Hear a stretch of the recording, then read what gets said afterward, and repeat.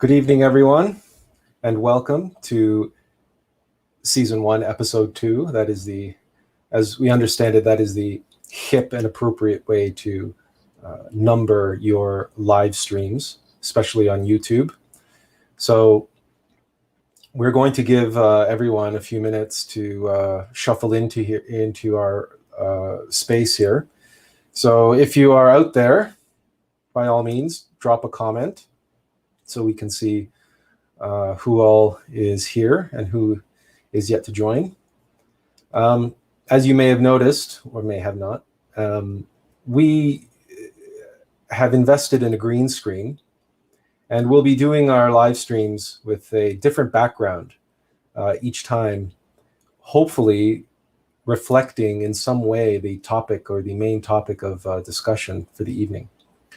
And as we stated in the advertisement, if you can call it that, the preview for tonight's live stream, we stated that we would be discussing the so-called culture wars, which you may or may not be aware of that are taking place.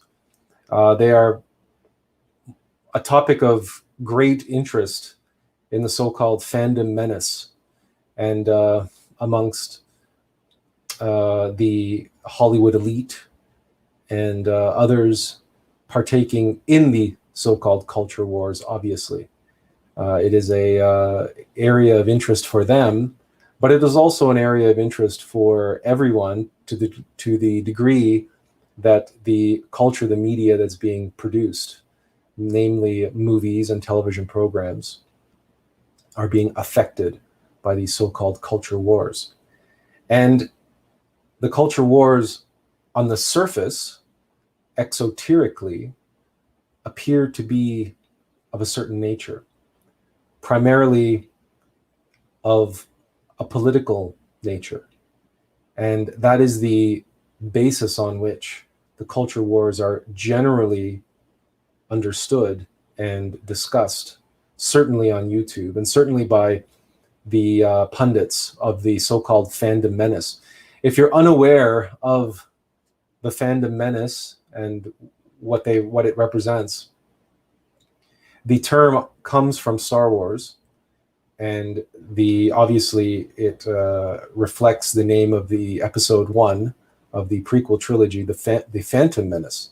And the Fandom Menace represents those fans who believe themselves to be the caretakers of the franchise, at least the spirit of the franchise. They believe themselves to be the true fans of the franchise, and they are quite outspoken when it comes to their disdain for what has happened to Star Wars, particularly under the ownership of Walt Disney Corporation, since they bought it from Lucasfilm. Since they bought Lucasfilm from George Lucas for $4 billion. That was a good number of years ago. And they began producing their own movies, what they refer to as the sequel trilogy. But this is not going to be the focus of our analysis of the cultural wars. Will go much, much deeper than the surface. And we will reveal why the so-called Fandom Menace and everyone on either side of the culture wars are falling victim to the real war taking place, which is an esoteric war. It's a metaphysical war, and is a war that's related directly to the age that we're living in, the Kali Yuga. But more importantly, it's a war which illustrates for us in real time what happens to religions and mythologies over time.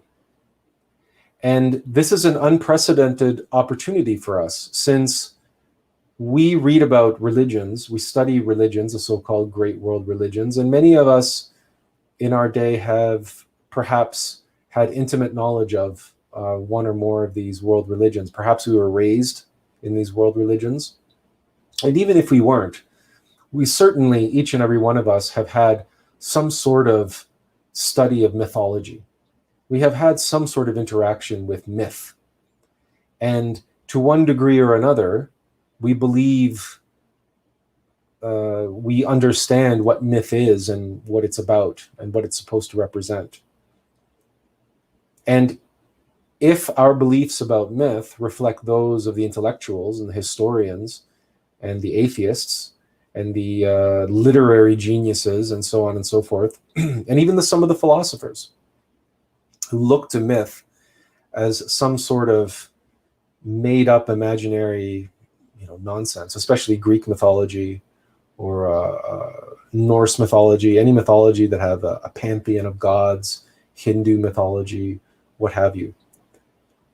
They tend to look upon mythology, yes, as important, and yes, as saying something about humanity, but they look at it more like they look upon fairy tales, they look upon other cultural writings, and to some degree, one degree or another, they look upon scripture as somehow it's invented by humanity. It's an invention of mankind. That there's certain universal truths embedded in mythology, but those universal truths reduce mythology to mere fiction, to mere drama, to mere storytelling. And while myths are storytelling, we cannot deny that. There is clearly a difference between mythology and just everyday old stories like folklore, folk tales, or pulp fiction. But because we are so removed from the origin of mythology that's thousands of years old, we have not been privy to the degeneration of the mythology and the loss of the esoteric truths embedded in that mythology, which the people at the time when the mythology was created, and for whom that mythology was created, would have known intrinsically, intuitively. They would have connected to those esoteric truths being reflected in that mythology, as it was the case for all high art, and in fact, most art in general. In the past, most art would have been considered high art. That sort of art, which was just what we might call today art for art's sake, or art for purely aesthetic purposes, that's where we shifted into more of crafts, really. I mean, you could have an artful vase, but it wouldn't necessarily be high art, unless, of course, what it was depicting some sort of mythological or scriptural story, in which case the archetypes and the story being communicated there was certainly representing universal truths and a deeper meaning, a deeper esoteric teaching, which that is what high art is.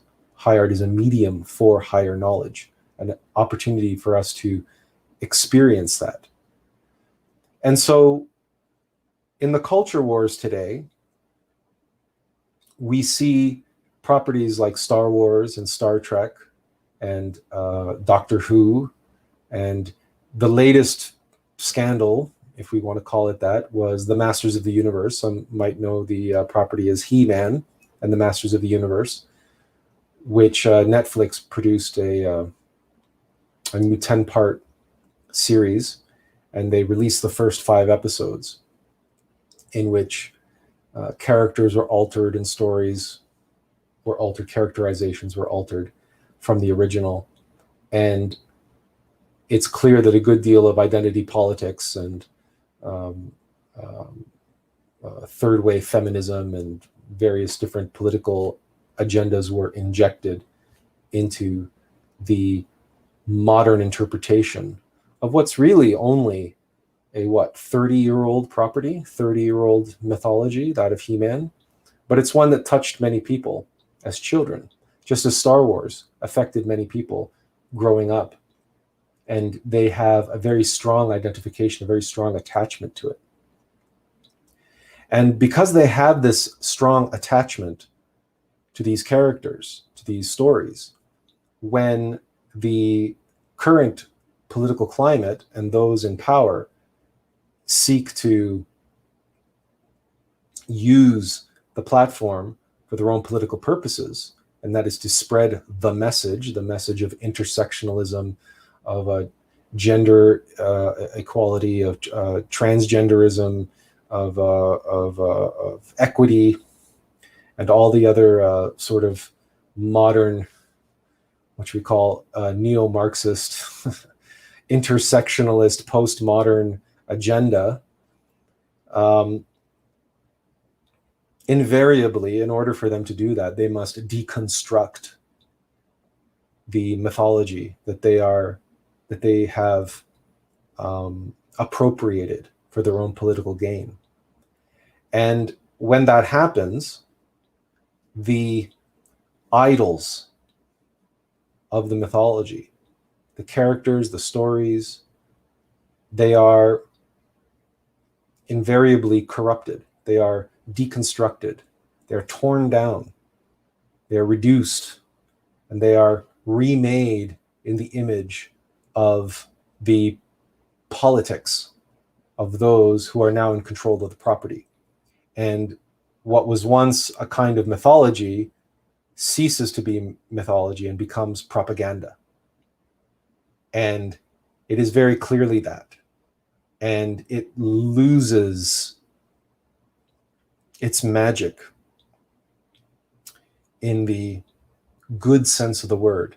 That thing, that magical spark, that element, that essence that it possessed, which made us fall in love with the property to begin with. And however, that essence is still there. It's not so much lost as it is corrupted. It is twisted. It is squeezed through this filter, this lens of this political propaganda. And so it is that tainting of the purity and essence which was behind the mythology, which inspired the mythology. That now becomes corrupted and tainted and used as a light that's illuminating a stained glass mural of propaganda, promoting XYZ social, political, neo-Marxist, postmodernist agenda. And so the fans of the property react terribly to this. And their reaction is one of anger, it's one of fear, it's one of frustration. And they go on and on and on for hundreds of hours on YouTube and elsewhere, voicing their anger, voicing their disdain, their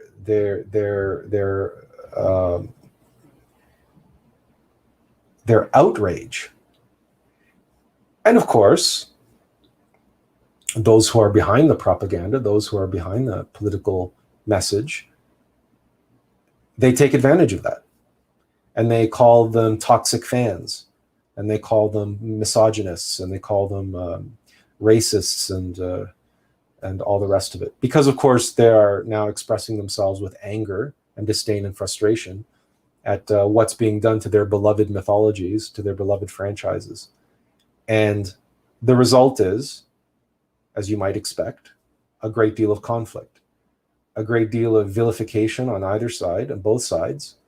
The so-called social justice warriors and postmodernists and intersectionalists and the intellectual elite in Hollywood who are pushing these cultural and social agendas, they will point to the white heterosexual males and say that's the in their 40s and 50s, the Gen Xers, who are the ones who are the loudest in their anger and frustration.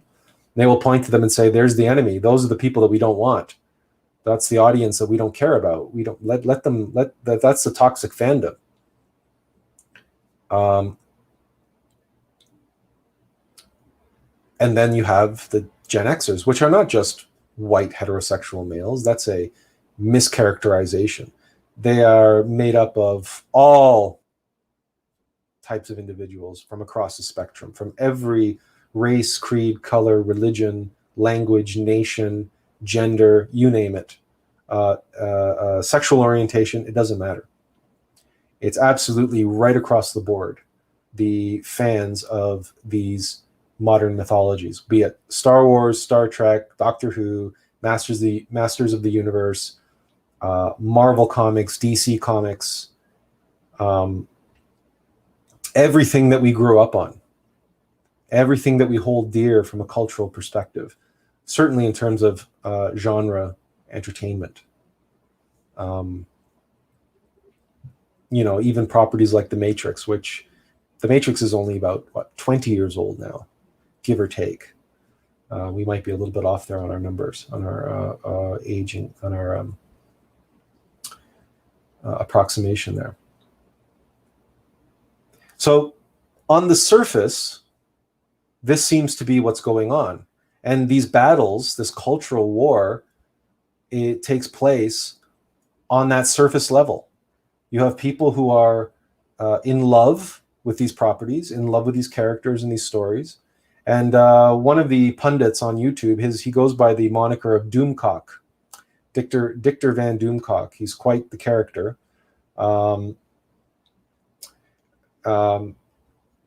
We don't feel it necessary to put up photos and show, pictures and whatnot. If you're interested, you can do your own research. But he has a slogan, and his slogan is, "Without respect, we reject."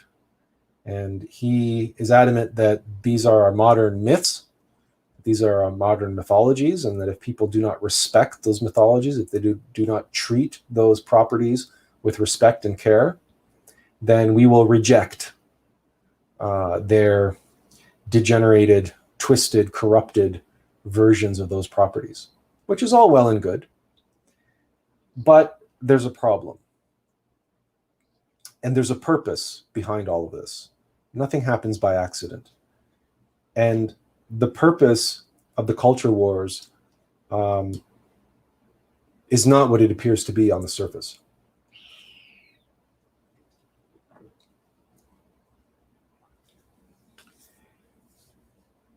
You may or may not realize that, or may not be aware, that a little while ago, on the second season of the Disney program called The Mandalorian, which is a program about a Boba Fett-like character, Luke Skywalker made an appearance.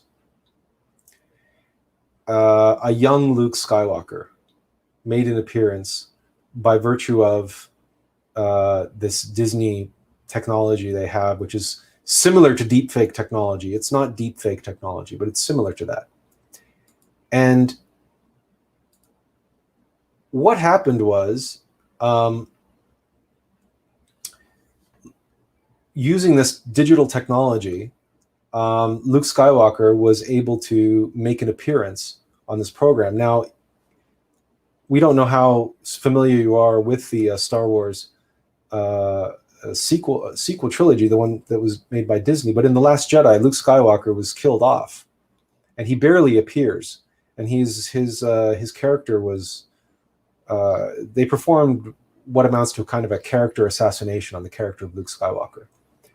And this drove the fandom Menace absolutely over the edge. In fact, many will blame that movie, the Last Jedi, as what triggered and created the fandom Menace as we know it today.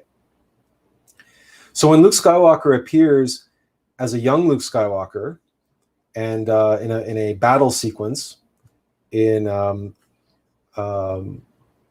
Mandalorian, the reactions of the fans were quite incredible. And someone could help me out here. Do you guys hear any sound from this? I can share my screen, but I'm just wondering if you guys hear the sound from the videos or not. This is somebody. This fellow has a YouTube channel called Star Wars Theory. This is his reaction video to Luke Skywalker appearing at the end of the Mandalorian season 2. Maybe I will speed this up just a little bit.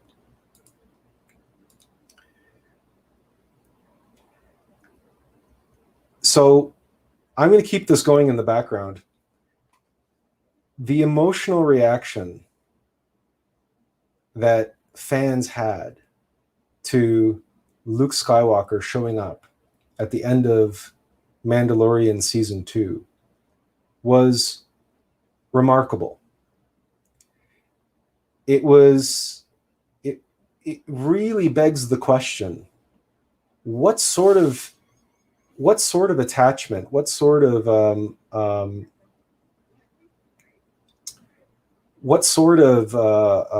identification do the fans have with the character of Luke? I mean, let's look at this fellow. This is a different channel, different YouTube pundit, different reaction video.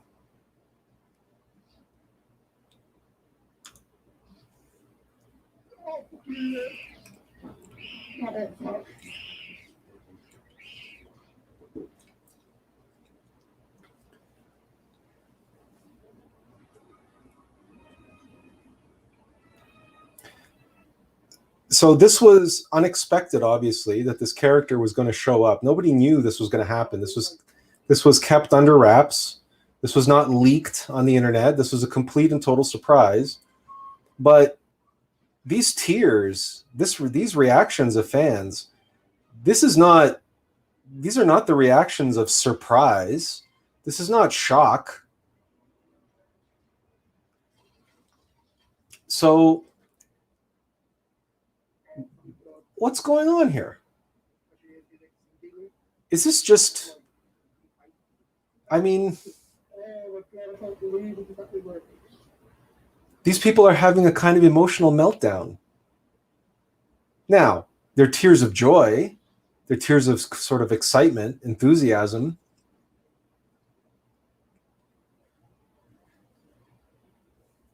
But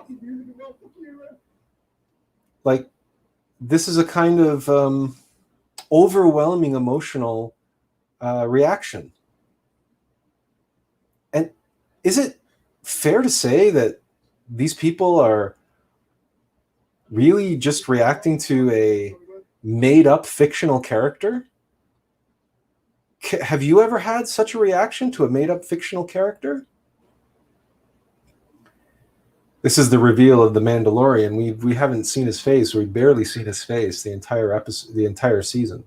So this too is the kind of thing, and that of course is Baby Yoda, which is of course another story. We could have a different conversation about Baby Yoda. He became a marketing and merchandising boom for Lucasfilm. The number of toys that they sold and plushies and so on, you can imagine. So the emotional reaction we see here to Luke Skywalker, the most beloved character in all of Star Wars, is, if you will, the flip side to the anger and the frustration that the Fandom Menace felt during The Last Jedi, when Luke Skywalker's character was assassinated and basically disrespected and so on. What then we are witnessing here is the two extremes. I mean, we have this extreme passion and joy and a sort of love or attachment that's being shown, and then in the Fandom Menace, in hundreds of hours of reaction videos and anger videos and pundits and roundtable discussions, them going on and on about the leadership of Disney and the leadership of Lucasfilm, et cetera, and going on about how it's all politicized and whatnot and so forth, which is all true. The reason why we're showing you these reactions, these videos, is to show you the flip side, right? The love, the passion that people have for this property and this character specifically of Luke Skywalker. And the question, that it begs the question, why? What is it about Luke Skywalker of all characters? Is it just because it's a character that we grew up with? Potentially? That is a character from our childhood? Or is it possible that it's because Luke Skywalker represents something much greater, much deeper, much more powerful, and much more meaningful in our lives, in each and every one of our lives? And it is through the character of Luke Skywalker that we connected to that deeper power, that deeper force. That's a very real force. It's not a made-up force. It's not some imaginary force. It's a very real, living, breathing force in the universe, in our universe, and most importantly, inside of us. Latent, perhaps, only a seed, only an essence, a mere spark, a seed inside of us, waiting to be realized, waiting to be born inside of us, perhaps. But it's still there. And beyond is the cosmic force, of which it is a particle, a spark, an essence. And it was embodied in the character of Luke. Luke, which is as close as can come to the word Lucy. Luke is Lucy, the masculine form of Lucy. In fact, in French, Luc is spelled L-U-C. Luc, like Luc Besson. It means light. Luke Skywalker is a symbol, an allegory of the cosmic Christ.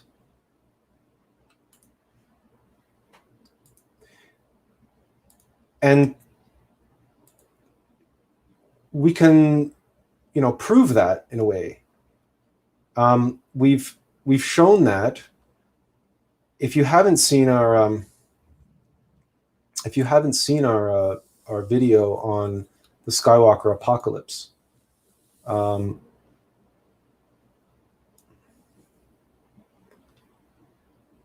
we go through this in great detail. And I'm just trying to pull up some slides here, which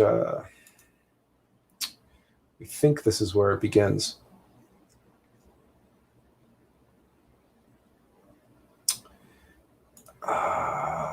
From current slide. Okay. So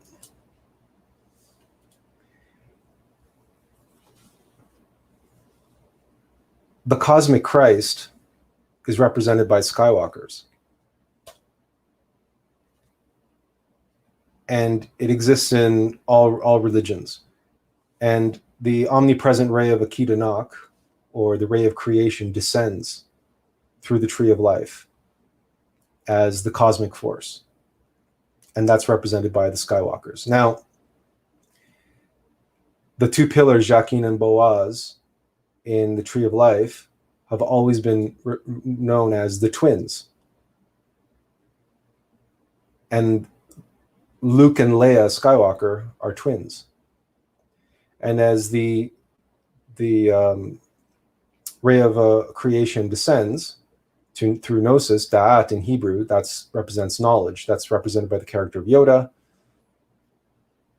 And it goes down into to the monad, which is represented in the animated series of Star Wars, by the Wills, and the human soul is represented by Luke Skywalker in his pre-Jedi form as the farm boy. And then the divine soul is represented by Obi-Wan Kenobi. And then there's young Anakin Skywalker. And then we have the mental body, the emotional body, and the vital body, and the physical body. The ninth sphere is the sexual force, or the living force. That's represented by Leia, Princess Leia Organa. That's why her name is Organa, because it's organic. That's the living force, the life force, the vital body, the force of Kundalini. That's the descended Christ. So the Christic force as it descends down the tree of life into the ninth sphere. And then we have different characters, R2-D2 representing the mind, and C-3PO representing the emotions. And then, of course, we have Han Solo and Chewbacca representing the physical body and the personality. So we have the ray of creation on its descent into the ninth sphere of the creative force, the living force. That's the ray of creation. And the ninth sphere is how we create. That's the where the prana, the kundalini resides. It is also the foundation of the physical sphere. This gets into some other aspects, of course, which, you know, it's not our intention to go through this point by point by point like we did in the video, because we did it much better in the video. It's been a while. It's been over a year since we put that video out. The point is that Luke Skywalker represents this ray of creation and the cosmic force and the human soul. Now, the question that might be on your mind is worthwhile asking. How many Star Wars fans do you suppose know that? How many fans,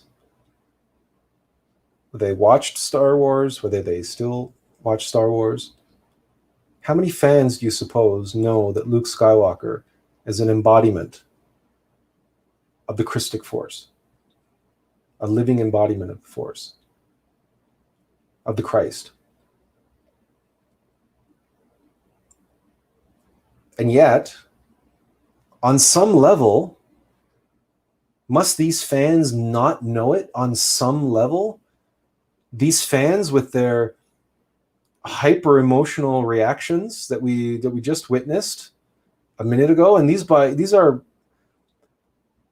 by no means are these rare or outrageous. You know, these are not, shall we say, these are not one-off reactions. These are very, very common emotional reactions. It's just that not everybody videotapes themselves and puts it on YouTube. But the fans, the hardcore fans of Star Wars, when they saw Luke Skywalker show up, were absolutely overwhelmed emotionally. Just as they were overwhelmed emotionally in a negative way when they saw the politicization happen to their beloved franchise in The Last Jedi.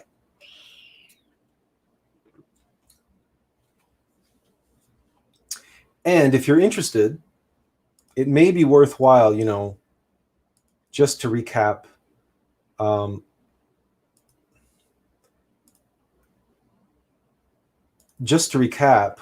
what took place and why it took place.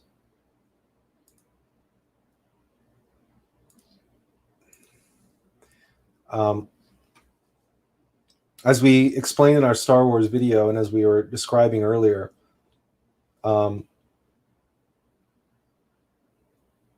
religions and mythologies are so far removed from us. They're thousands of years old. In some cases, tens of thousands of years old. And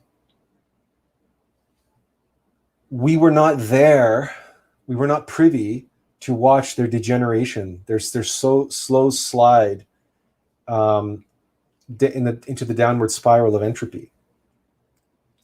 But with Star Wars, we saw the birth and we are witnessing the death of a mythology before our very eyes. So what do we mean by that? Well, let's take a look. A mythology begins by some divine inspiration. Actually, you know what? We're going to go away here. We're going to make this full screen for you guys, so get the best view here. So every mythology, every spiritual tradition, every so-called religion begins with divine inspiration. And so does every piece of high art, opera, classical music, all the fairy tales, nursery rhymes, all these properties, all these stories that have been passed down to us from generation to generation began with some sort of divine inspiration. And that inspiration comes through a messenger. So in the case of Star Wars, that messenger was George Lucas. And in the case of Christian Gnosticism, or Christianity, for lack of a better word, it came through Master Jesus, Yeshua ben Pandira, also known as Master Abrahamento. He was the messenger of the divinely inspired message. That message goes through a process of canonization. In the case of Star Wars, we have the original 6 films. We have the original trilogy and then the prequel trilogy. And then we have what's called the extended universe, which exists in television shows, comic books, novels, and even video games.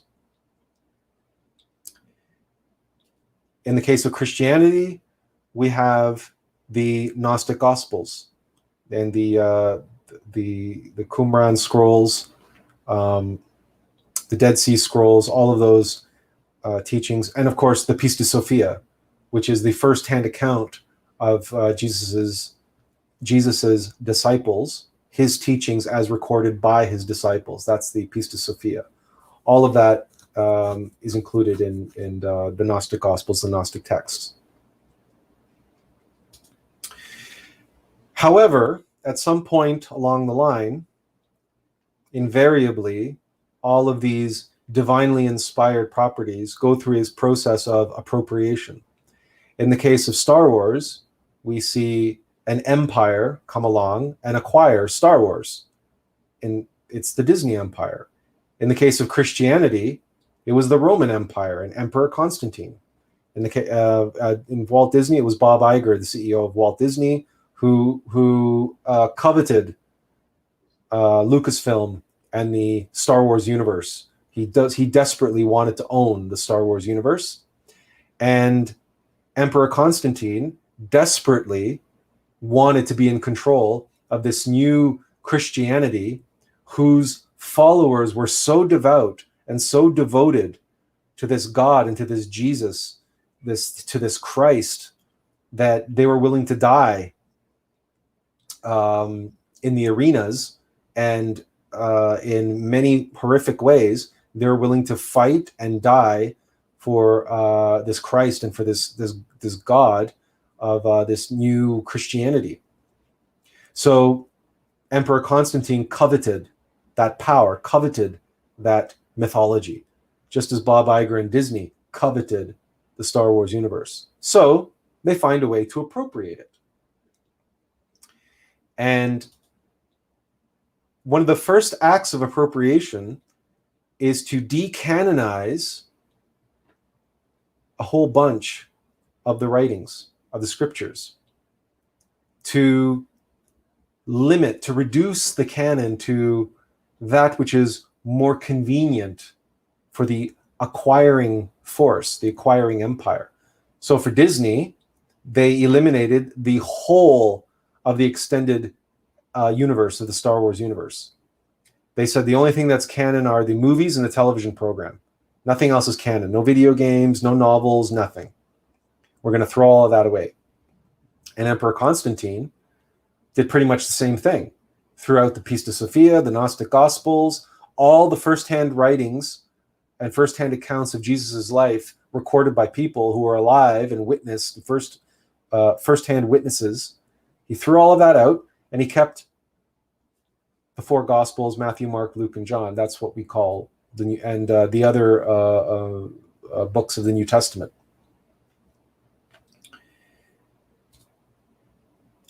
And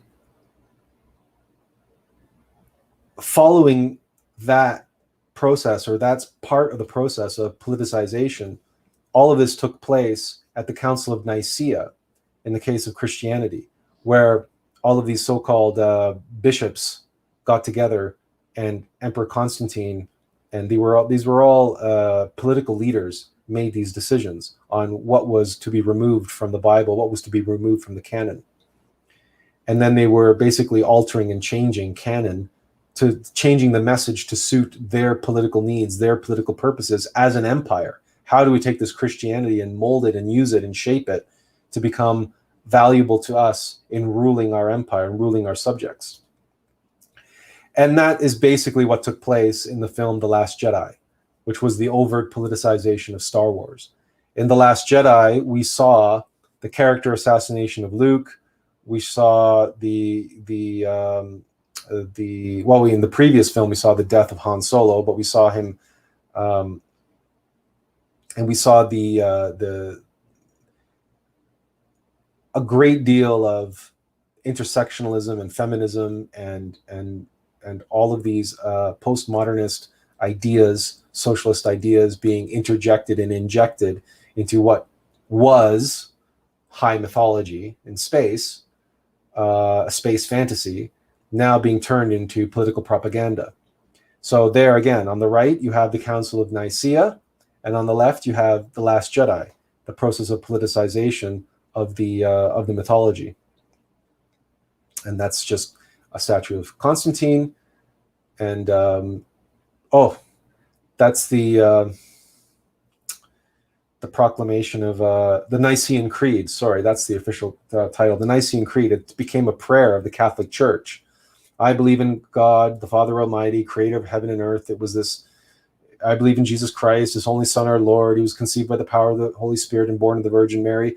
I was raised Roman Catholic. That's why I still know this off by heart, the Nicene Creed. That was written during the Nicene Council, during the politicization process of the early Christian faith.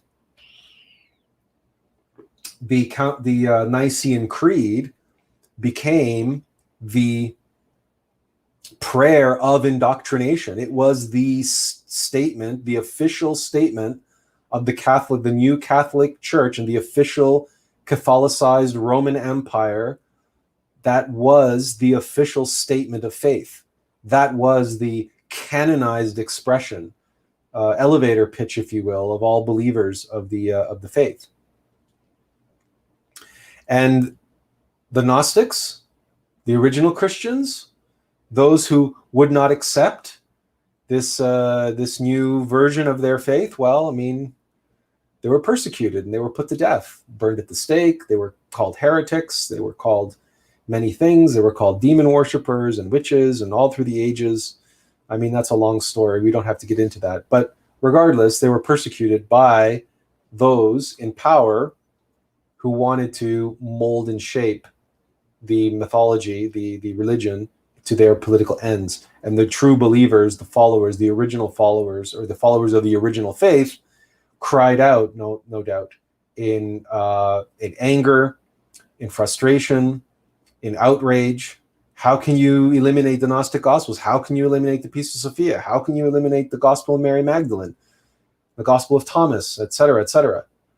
Well, talk like that, and very quickly you would get your tongue cut out. And we see that in the culture wars. It's called cancellation. It's called the attacks on free speech. Right? It's anybody who says anything that's against the prevailing narrative, they're being persecuted. And we as initiates, as anyone who considers himself a Gnostic or a purveyor of truth, the capital T, has to be aware that these times, this cultural war will spread. It will spread beyond just the realm of pop culture, and it will reach more and more into every facet of life. So here on the left-hand side, we have the Disney equivalent of Constantine was the degenerated Luke from The Last Jedi. And we have these new dogmas and doctrines, these crazy things like the Holdo maneuver. And we have Yoda burning the tree of life the sacred Jedi tree and the sacred Jedi texts, all which took place in the film The Last Jedi. So in the right, we have Romans burning Christians, Gnostics, burning them at the stake, burning the tree of life, burning the Gnostic texts.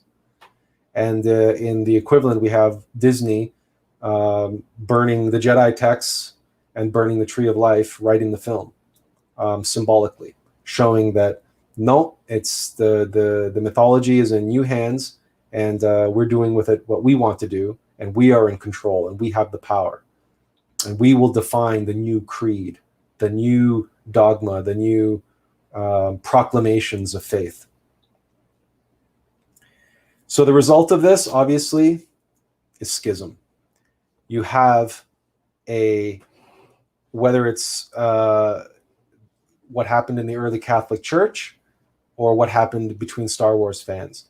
Those who wanted to go along with Disney's new vision of Star Wars, and those who vehemently opposed the new vision, the new direction that Star Wars was being taken. Just like in the early Catholic Church, you had those who were more inclined to a more mystical, original expression of Christianity, and those who were very much in line with the Roman Catholic version of Christianity. And as a result, very quickly after just couple centuries after the Council of Nicaea, you had the Great Schism in Christianity. You had the creation of the Roman Catholic faith and the Greek Orthodox faith. The Greek Orthodox faith to this day is a much more mystical expression of Christianity, where things like fasting and meditation and chanting and mantra and all of these, it's Eastern Orthodoxy for a reason. It is much more Eastern in its philosophical and esoteric approaches to Christianity. Now, that's not to say that it preserved all of Gnosis, all of Gnostic teachings, and all of Christ's teachings, because many of them were lost. Many of them were burned at the stake, and all the texts were lost because they were destroyed by the Roman legions. However, to this day, there are monasteries in the Greek Orthodox tradition that still hold the tradition of the Essenes, of never cutting the hair and never cutting the beard. That's a tradition that goes right back to the Essenes, of whom Yeshua ben Pandira was a member.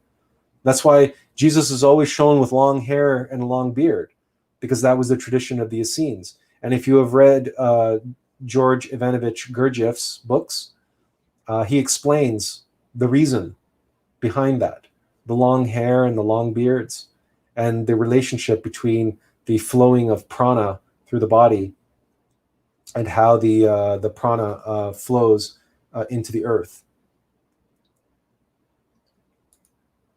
and why that tradition of long-haired and long beards was held in such high import in the past. So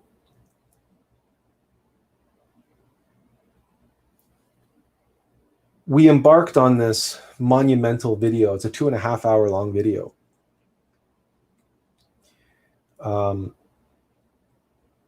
This slide is only a fraction of what we discussed in that video in terms of Star Wars as a teaching tool for us. We were not around, or very few of us can remember being around during the time of Emperor Constantine. Very few of us were in the chamber of the Council of Nicaea. We may have the remnants of the Catholic faith, of the Christian faith that was passed down to us in terms of the Bible and in terms of the many sects of Christianity that we have today. So we can witness the end result of all of that entropy acting upon that worldly entity known as the religion of Christianity. But that entropic process took 2,000 years. But with Star Wars, it took 30 years. And here it is happening before our eyes. And not only that, we can witness the reaction in the faithful. And how are they contributing to the process of entropy? Yes, contributing to it. Because herein lies the rub of what is really taking place. We've all heard the expression divide and conquer. And divide and conquer, we hear it in military terms and strategic terms. We hear it in terms of conspiracy theory, let's say, how the powers that be always play both sides. But divide and conquer really comes down to the dialectic. This or that, us or them, you or me. The sum-zero game. As long as there's a sum-zero game, you can manipulate, and you can hypnotize, and you can enslave both sides. Either side of an argument can remain enslaved. Why? Because each side is identified with their belief, with their side. All you have to do is get either side identified and attached to their side, and boom, you have them. Now they're both enslaved. They're enslaved to you. If, that is, you are the ego, the Black Lodge, and you exist inside the mind of individuals. If you can get them to lose sight of the truth, of the essence of things, and get them to focus instead on the surface of things, then it's very easy for you to manipulate and get one side identified and focused with one version of events and another side identified and focused with another version of events, and then pit those two sides against one another. And guess what? You win. Because you're playing both sides. That's how ego works. So if you want to destroy a religion, how do you go about destroying a religion? Well, we just showed you on that slide one way to go about undermining and destroying a religion. And we showed how this exact way is being used here and now in our lifetime in a living, breathing, historical event happening here and now for the degeneration of a mythology. Because Star Wars is mythology, and Star Wars is, for many people, their religion.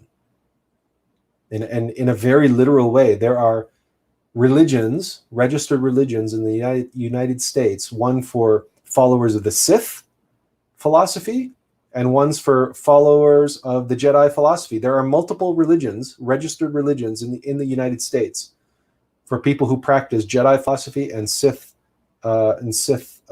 mysticism. But it's not just people who are registered members of those religions. None of the people who were crying in those videos that we showed you, none of those fans are members of any official Star Wars-based religion. And yet for them, Star Wars is their religion. That Canadian fellow who runs that channel, Star Wars Theory, he is one of the most ardent fans of Star Wars there is. He is so respected among the Star Wars community. He's even created fan films, including one about Darth Vader, that's highly lauded by Star Wars fans everywhere. They feel that he has done some of the best work based on Darth Vader in visual film format since the original work of George Lucas. Star Wars is his religion in many ways. Now, he might not think of it in those terms, but when you see the living embodiment of the Christ on screen and you break down in tears because of it, that's an opportunity to pause and go deeper into oneself and ask oneself, why? What is it about this character? What is it about this symbol? Why do I idolize Luke Skywalker thus?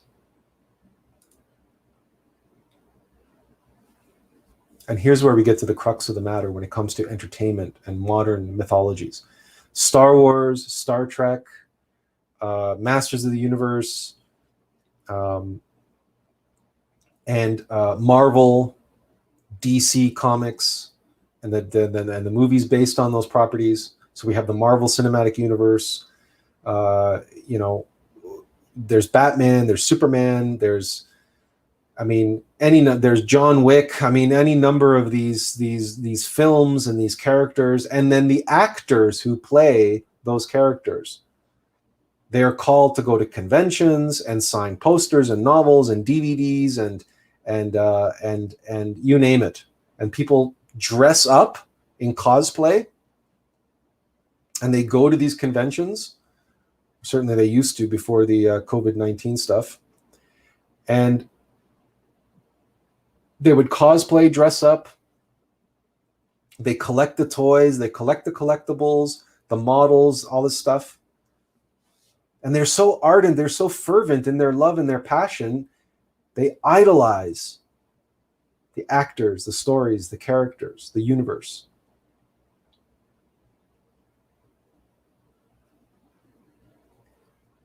Every faith, every religion undergoes this process, and every mythology undergoes this process. There is a shift that takes place. And that shift takes place when individuals lose sight of the true meaning of the symbols and allegories of the mythology, of the religion. And their passion is redirected to the surface level, to the idols themselves. So in ancient Greece and ancient Rome, you have people praying to statues of Zeus and statues of Athena and statues of Neptune and what have you. And there's a whole pantheon of gods and people praying to certain statues of certain gods for certain things. It's the same thing in Hinduism. In Hinduism, we can't even count the number of gods and deities that exist in the Hindu pantheon. It's literally thousands. And the caricatures replace the archetypes. And the stories and characters replace the essences, essential truth, which they are meant to be signposts for us, to guide us to within ourselves. So that when, again, coming back to this Luke example, and Luke shows up at the end of season 2 of Mandalorian, people break down in tears because they think that because it's their love of Luke and their love of Mark Hamill, who played Luke. No, that's not why they're crying. It's just that their mind has shifted.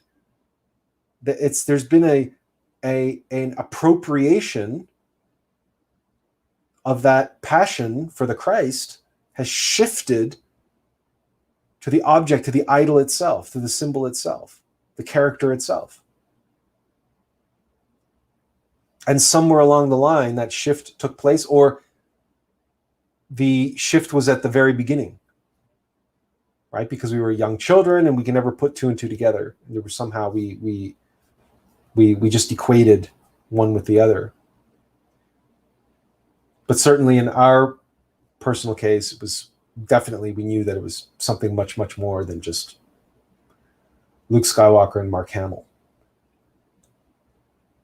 So this culture war, this politicization, and this creation of a schism within a fan base, within a culture, between the new and the old, those who want to see this religion become a platform for political means, and those who want to preserve what is in their eye the true essence of the mythology. The creation of that schism, as we said, has a purpose. The purpose is entropy. Entropy is a law of mechanical nature. Everything dies. Everything breaks down at this level of reality. It's the only way directions can go. It's the only direction that things can go at this level of reality, on the physical plane. Entropy is universal. And the Black Lodge, the egos, work for mechanical nature. Mechanical nature has to play out its laws.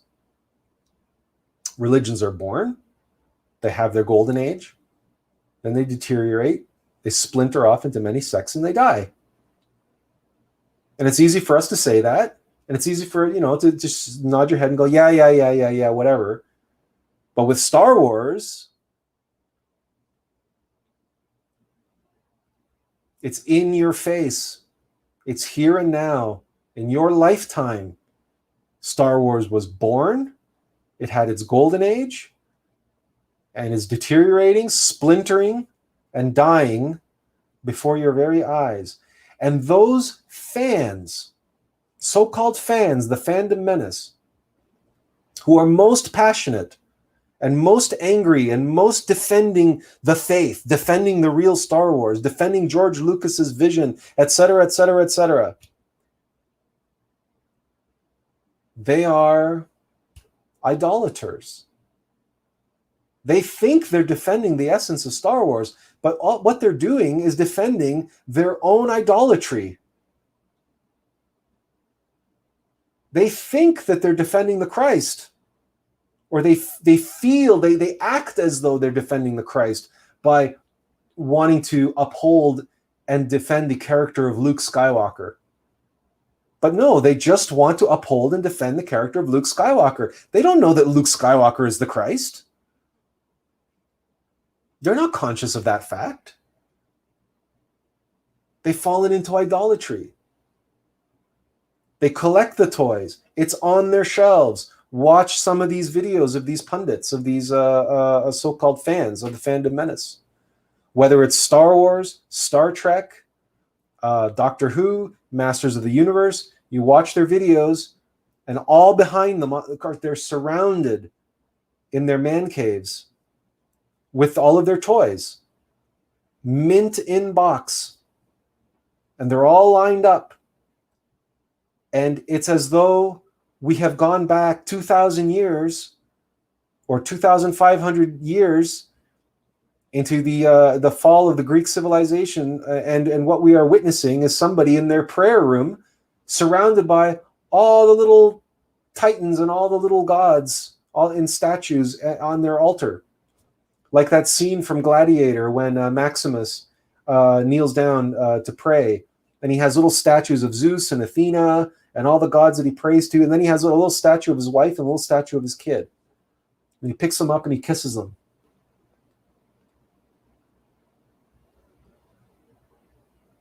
Because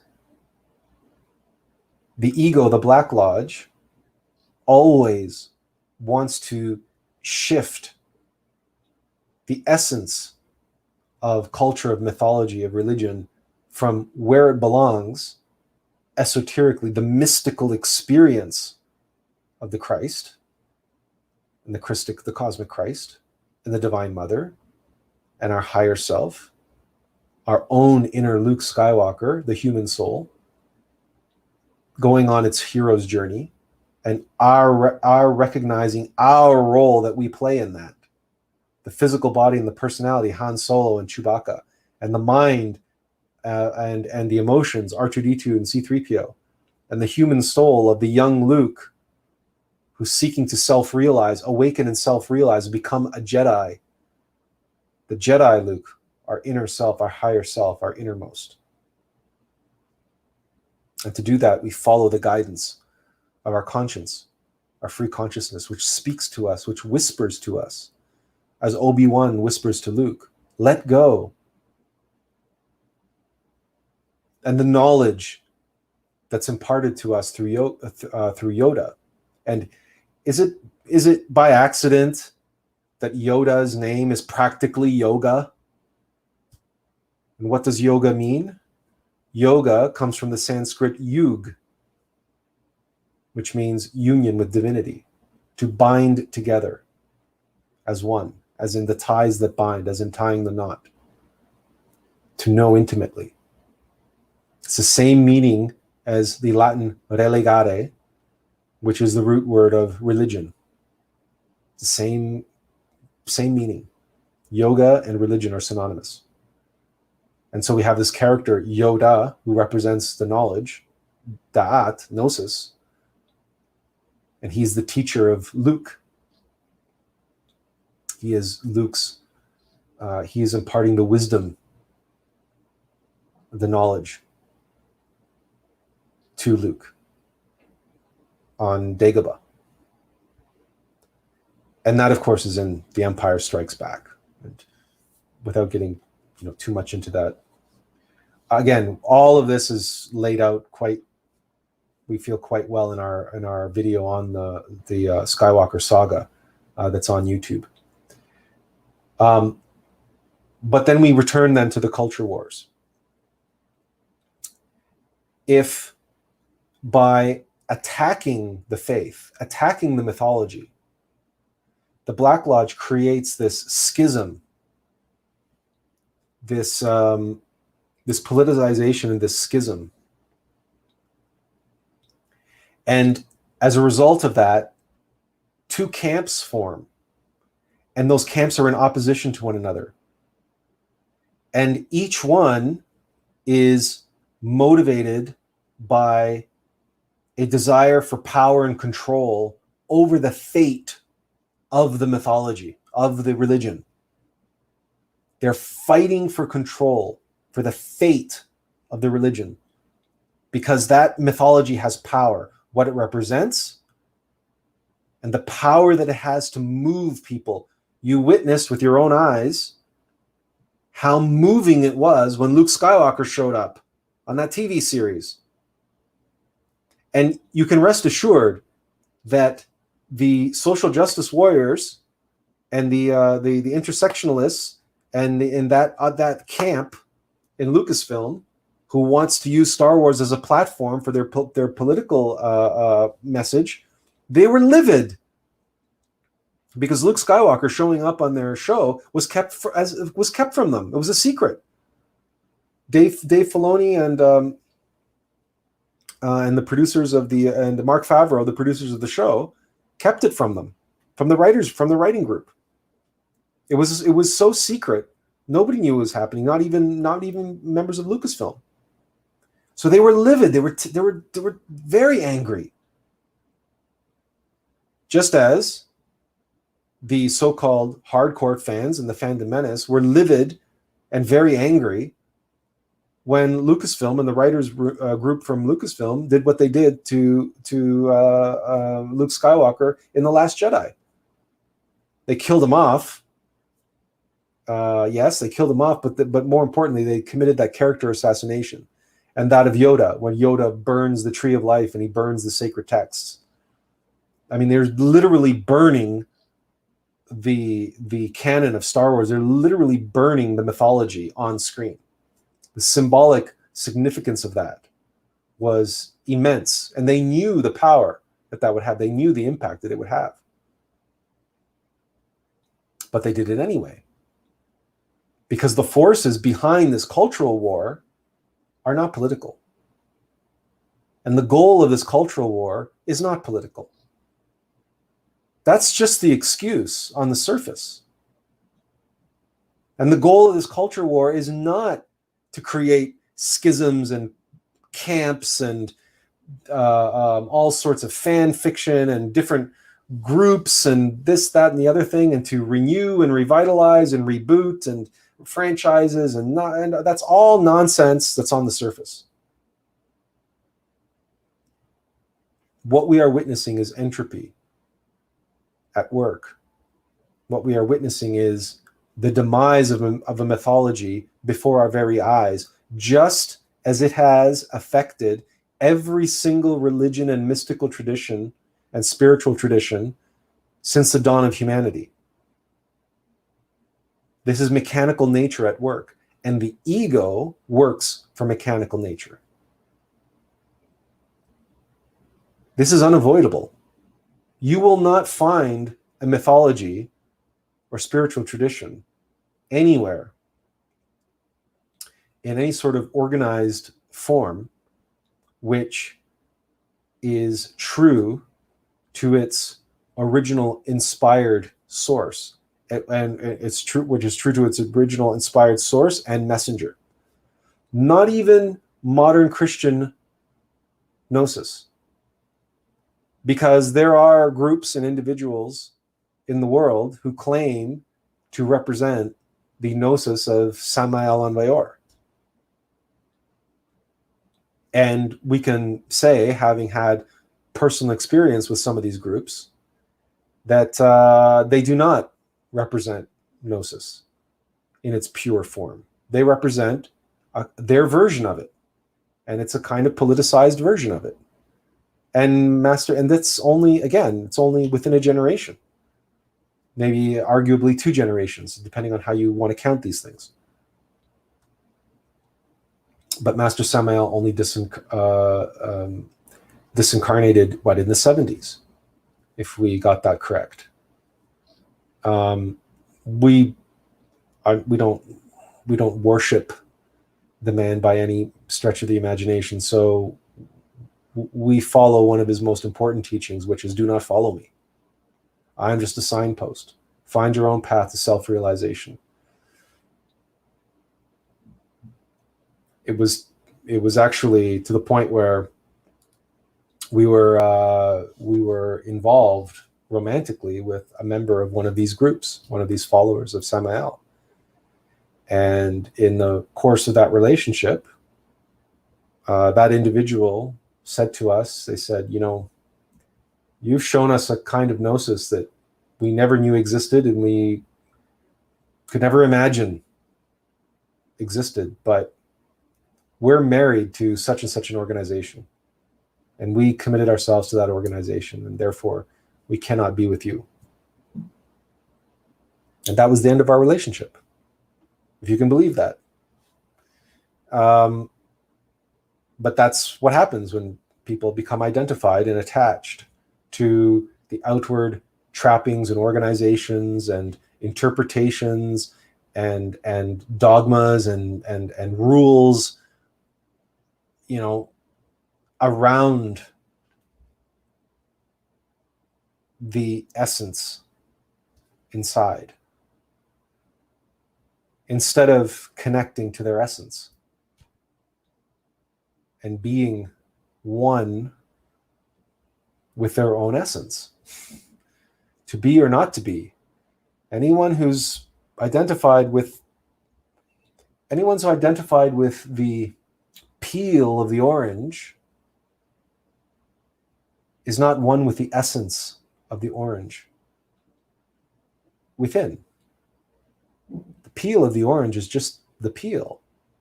And correct us if we're wrong on this, but most people, if they consume an orange, if they want to be one with the orange, do you not remove the peel? Be it an orange or a banana, or do you not peel it first? Or if you want to extract the essence from a lemon, do you not twist and wring out the the juice, the essence from the lemon, and then discard the peel? Idolatry, fanaticism, and the word fan comes from fanatics. We wrote an article recently, actually, how fandom fans how identification fans the flames of hell, and the whole point of that article was explaining what fandom is and how it relates to fanaticism.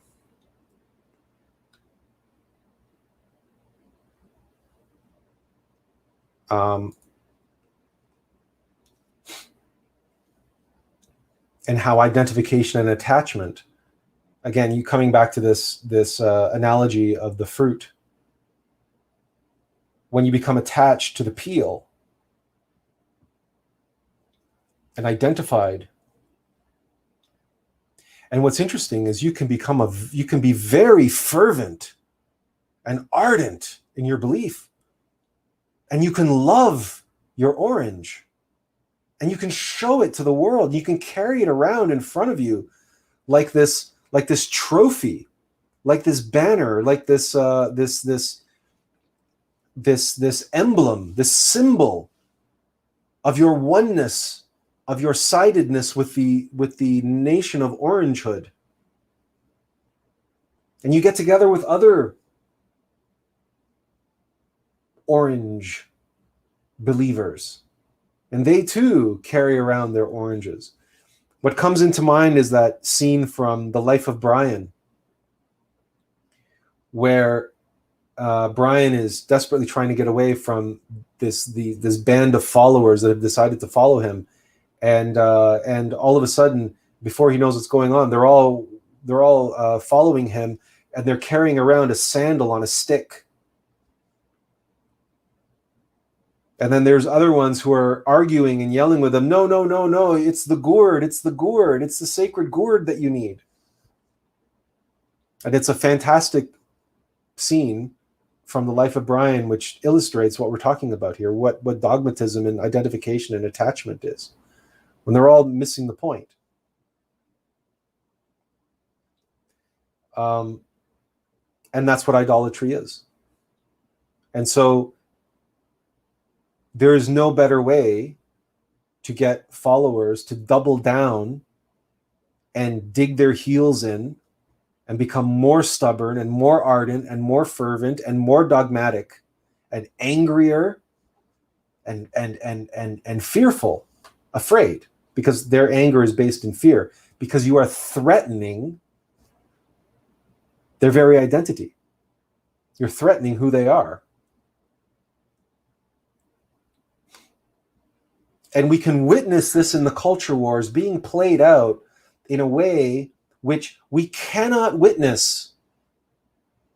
As we've said this many times on this stream, but it cannot be stressed enough that we don't get to see this kind of dialectic playing out in real time. We weren't around in the Crusades, or if we were, very few of us can remember being around in the Crusades. And even then, that dialectic was taking place on the battlefield in Jerusalem, or in Muslim countries and Christian countries between Europe and the Holy Land, or pick whatever religion or spiritual tradition. Pick the Mayan and the Aztecs and the degenerated high priests who decided that they were going to appease mechanical nature by performing human sacrifices and bloodletting on a massive scale. We weren't around to witness that degeneration. That degeneration happened over many generations. And because it was happening among high priests and it's very unlikely that we were around to partake and listen to and hear the arguments on both sides. We were not around to witness those schisms. Or if we were, we can't remember those past lives. Those of us who can are very, very few and far between. But here and now, in our lifetime, be it Star Wars, be it Star Trek, be it Doctor Who, be it Masters of the Universe, and be it Marvel characters, DC characters, we can witness. And of course, the army of world salvation, the Christian gnosis of Samael and Mayor.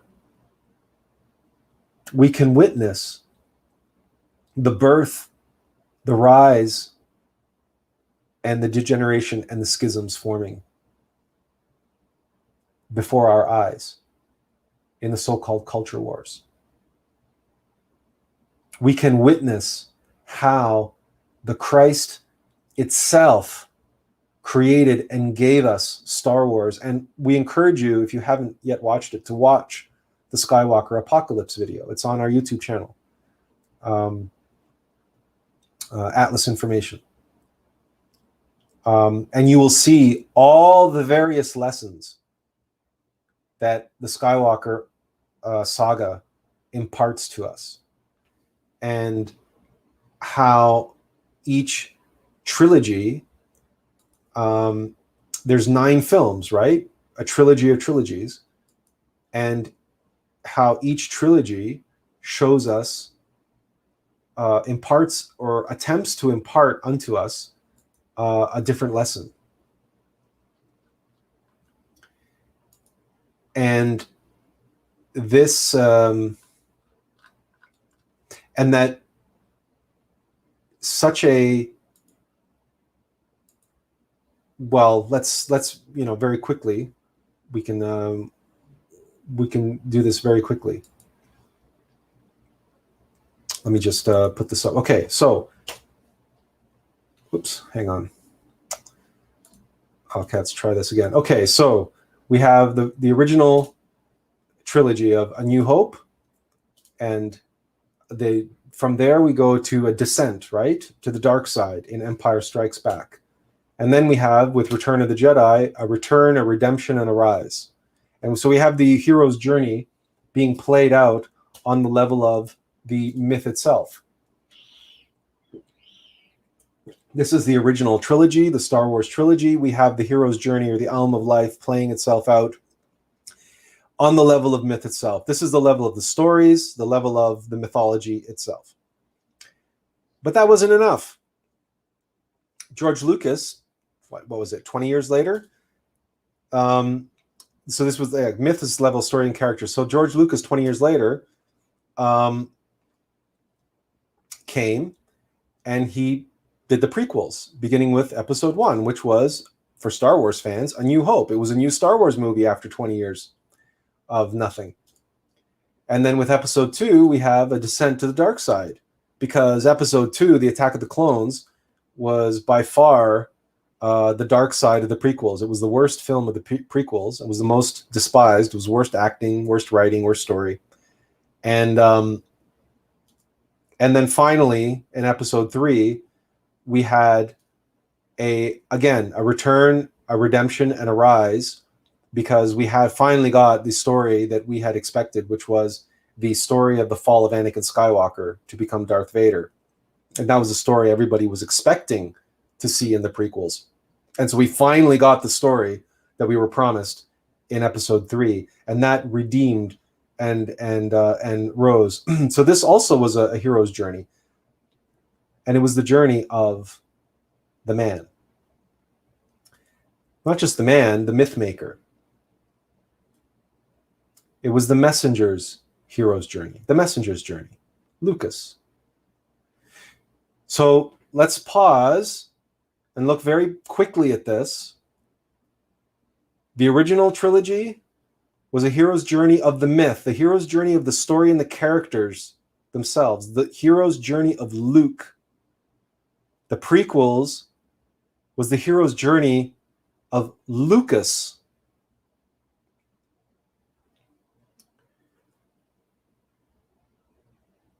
again, it's the same hero's journey, but now it's a kind of a meta journey, because it's the prequels, right? What comes before the myth? The myth maker. And this is why this story played out in our lifetime this way. So that the myth was created, and then after the myth was created, the myth maker came, and he thought he was adding to his story, but what he was really doing was playing out his own hero's journey and embodying that in the actual process of the prequels themselves. And we go through this in much more detail in our video on the Skywalker saga. But that brings us to the final trilogy. With The Force Awakens, after Disney buys Lucasfilm from George Lucas, J.J. Abrams produces The Force Awakens. Again, we have A New Hope. It's a new Star Wars. It was A New Hope. And many people, on their first impressions where they were happy, it was a Star Wars-y thing, blah, blah, blah. And then what happens?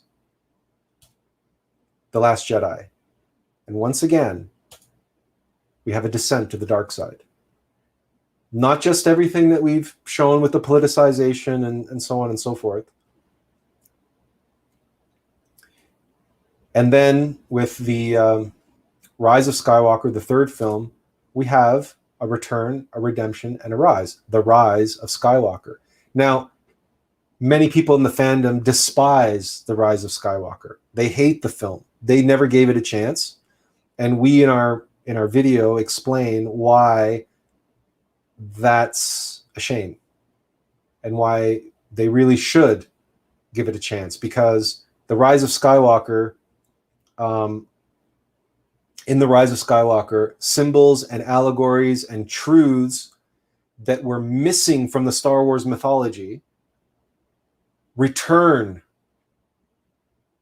The Star Wars mythology is redeemed in The Rise of Skywalker, and it is redeemed in the character of Rey, who's not called Rey by accident. Rey is the Rey of Okidanok, the Rey of creation.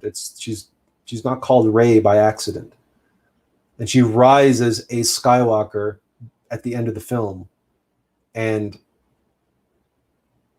everything that happens in that film and all of the symbols in that film are so deeply profound and powerful. We can't get into it right now.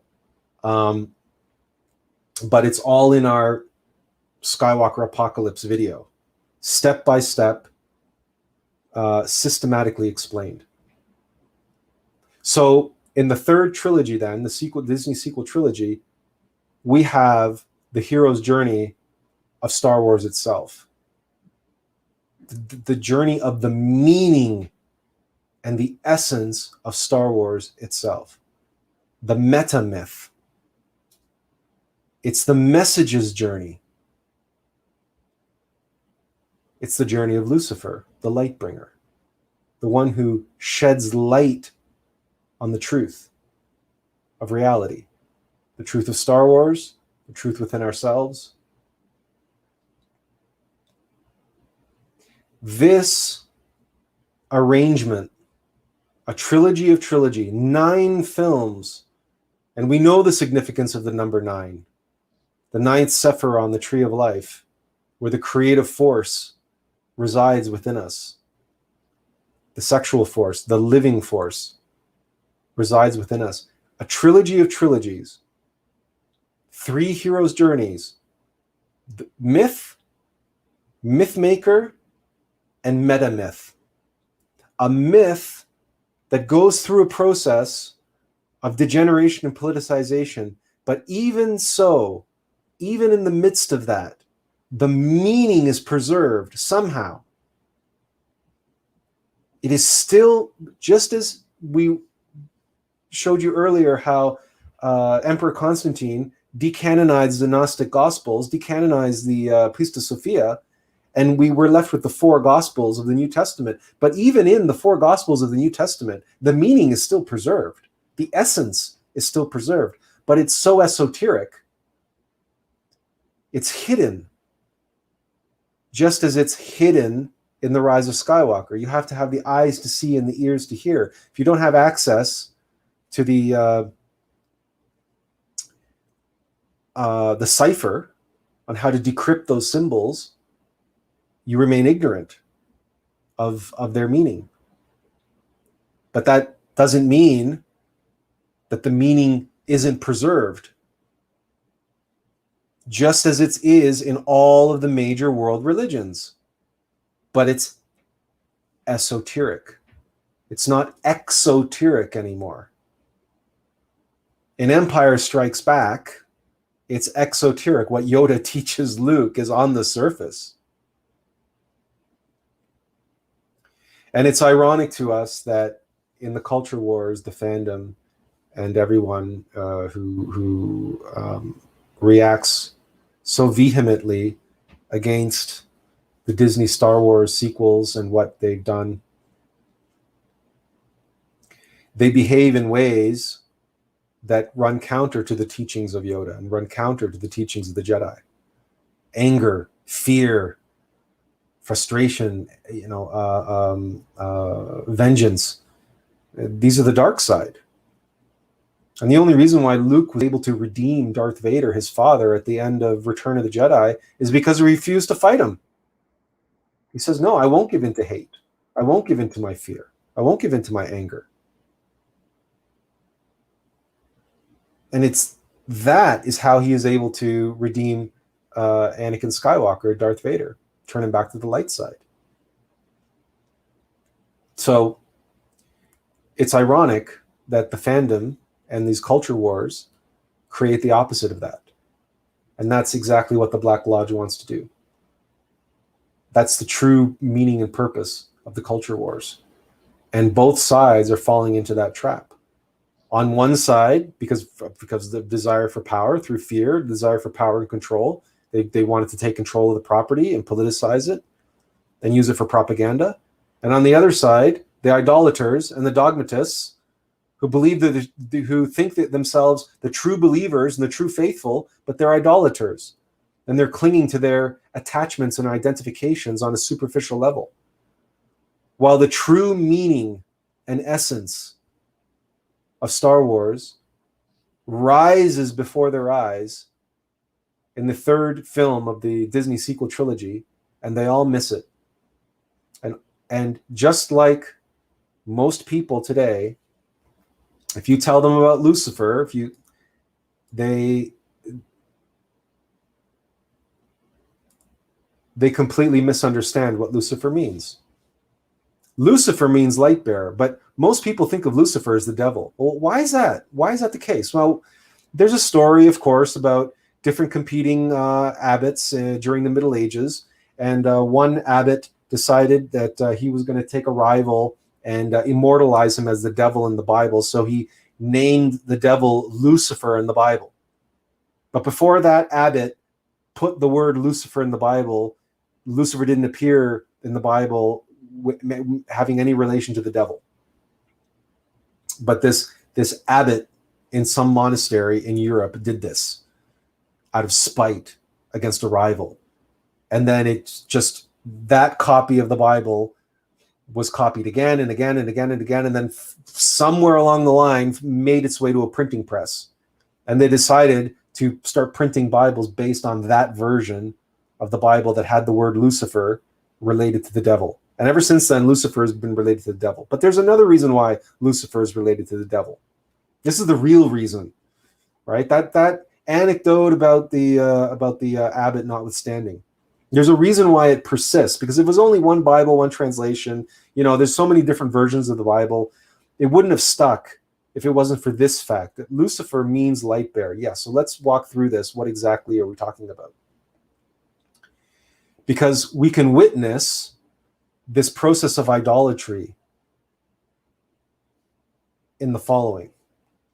So Lucifer is not Satan, the devil, etc. However, Lucifer is related to Venus, the goddess, the divine feminine, the dawnbringer, the morning star, the shining one. Okay? Lucifer is the torch held high in Lady Columbia's hands. And that torch sheds light, because it's the light bearer. It sheds light on our defects and vices.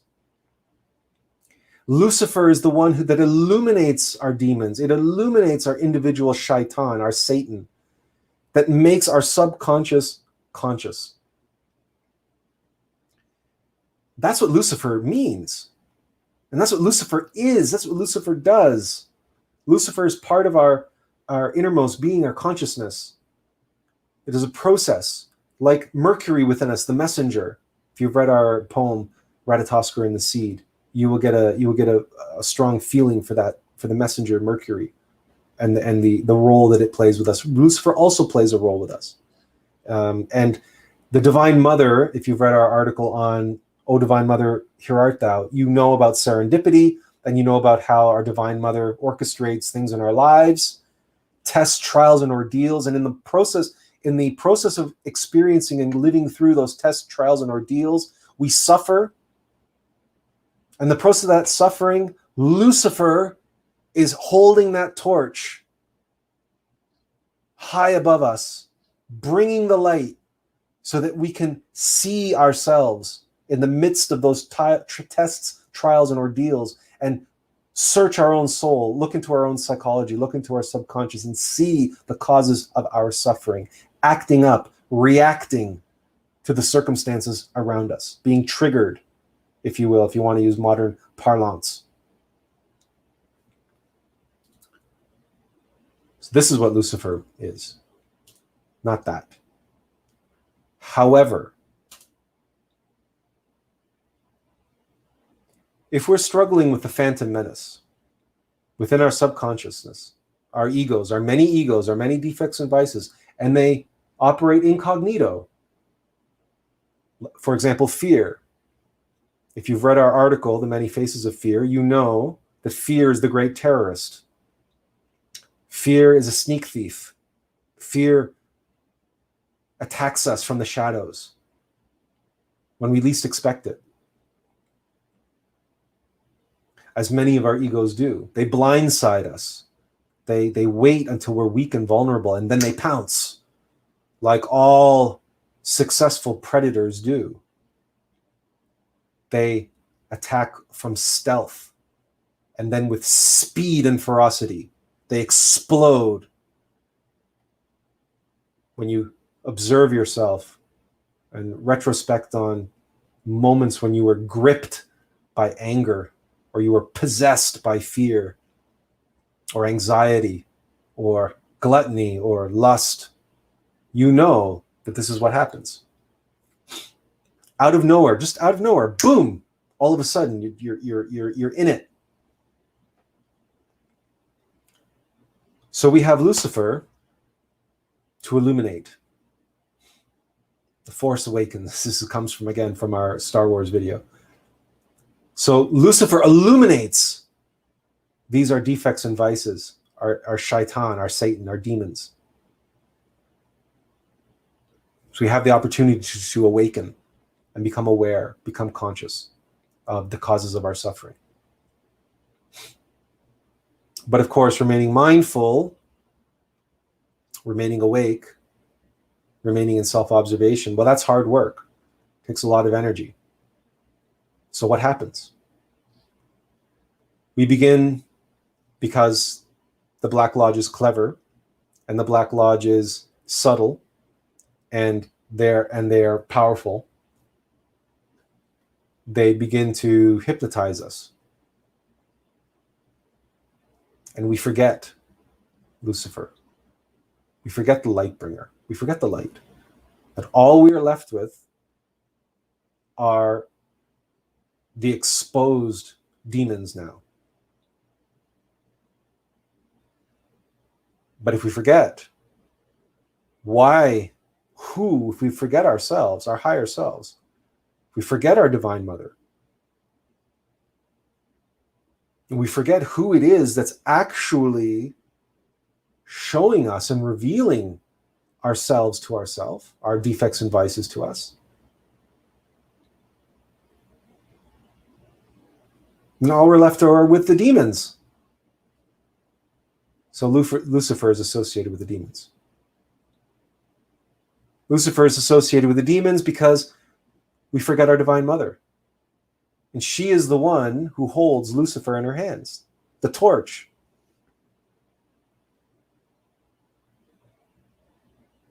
So now we're left with Lucifer are the demons. We become idolaters. We become fascinated with the surface. This is hardly the surface, because this is all in our subconscious mind, our defects and vices. They were brought to the surface, and we were made aware of them only by virtue of our Divine Mother and Lucifer, the light bringer, that shed light on them. But then we forgot our Divine Mother, and all we're left with is our demons and our demons, our defects and vices, our egos. And so Lucifer obviously is our demons and vices, because we forget our Divine Mother. This is how easily the mind falls into ignorance, into sleep, into forgetfulness, into idolatry. Because what was once a symbol of this and a force for awakening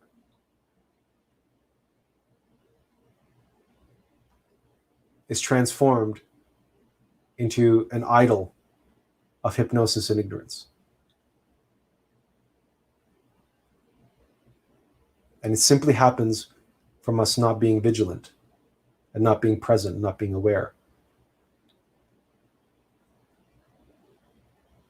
And we become identified. We become attached. So even in the chat, right, when we can see there's some comments here, the ego is something, I battle with. We all battle with our egos. The important thing is not to identify with them. Not to identify, not to remain attached to them. They are what they are, and we are who we are. And we are not them. They are ours. We created them, and they are here for a purpose. But we want to remain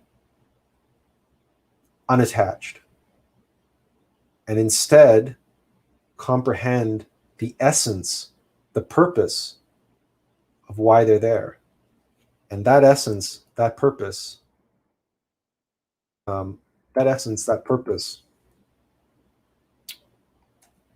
whoa,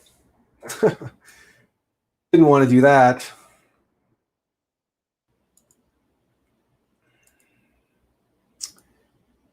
This is the essence and purpose of our egos. It's our Divine Mother. She is the one. She is the key. And Lucifer, the light bringer, is the light. And where there is light, there is fire. Light and fire. Remember that the cosmic Christ is the fire of fire and the light of lights. And descended on the tree of life, the cosmic Christ descended on the tree of life. Let me just pull that up.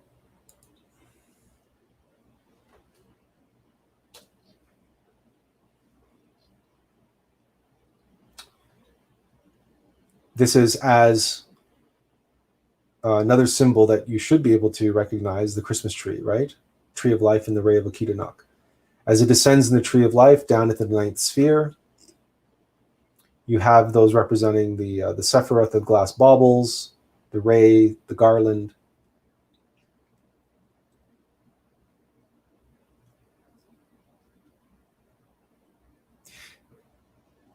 This is not only embedded in Star Wars, nor is it bound to the Kabbalah or the Old Testament. What you're seeing here is in everything, including, well, where does the Christmas tree come from? The Christmas tree comes from not only Yggdrasil, which is the Norse mythology, right, of Yggdrasil, the tree of life, but it comes from pagan and pagan traditions, and not Celtic, the Druidic traditions of the decorated tree. So what you're witnessing here is universal. It's in everything. And most importantly, it's in us. So here's a good question that comes up. What are these gifts? What's this base all about? Well, the three brains are our three gifts: the mind, heart, and body. And here we see the dark side, and 9 inverts and becomes a 6. So that's why we have the 3 brains. We have, when they're upright, they're close to a perfect 10. We have 9, 9, 9. But when they fall, we get 6, 6, 6. And that is why that's the number of the beast, the number of Satan, 6, 6, 6. And the fallen human being becomes the inverted pentagram. That's what these symbols represent. So the 3 kings come on the night that the star is on high in Bethlehem, the night when the Christ is born. It's the 3 kings which come bearing gifts to the newborn Christ child. And those are the gifts of our heart, mind, and body. And if we bear those gifts to the inner Christ, then we can once again become an upright human being, 999 instead of a 666. The base of the tree is the cubic stone, the philosophical stone, the philosopher's stone. In Star Wars parlance, these are the Jedi holocron and Sith holocron that come together to form the cubic stone and the philosopher's stone. Again, this is covered in much more detail in our video on the Skywalker saga.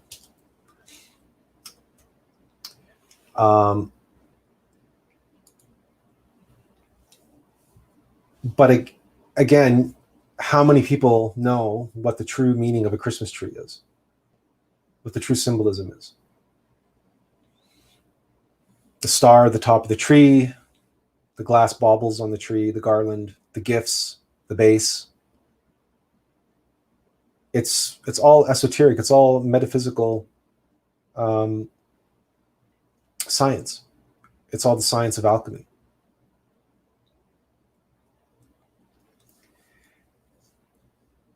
But the mind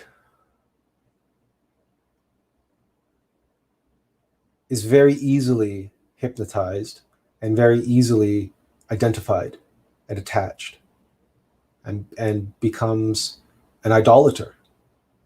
And so rest assured, in the coming weeks and years, the political forces that have been recruited by the Black Lodge, by Mechanical Nature, to help in the deconstruction of culture and tradition and religion, they will be attacking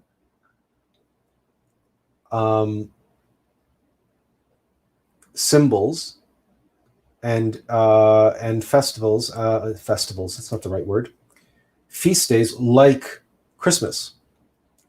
And Christmas has already been under attack in a way for many years. I mean, I'm sure you've heard this before, that we're not even supposed to call it Christmas anymore. We're supposed to call it the holidays or happy holidays. We're not supposed to call it a Christmas tree anymore. We have to call it a celebration tree or a holiday tree or something like that. Because if we call it a Christmas tree, then we're being, we're being culturally insensitive to those who practice Kwanzaa and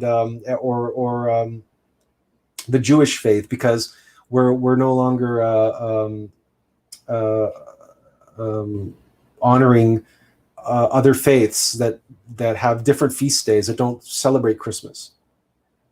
And so these symbols are under attack for a reason. And this language is under attack for a reason. Culture is under attack for a reason.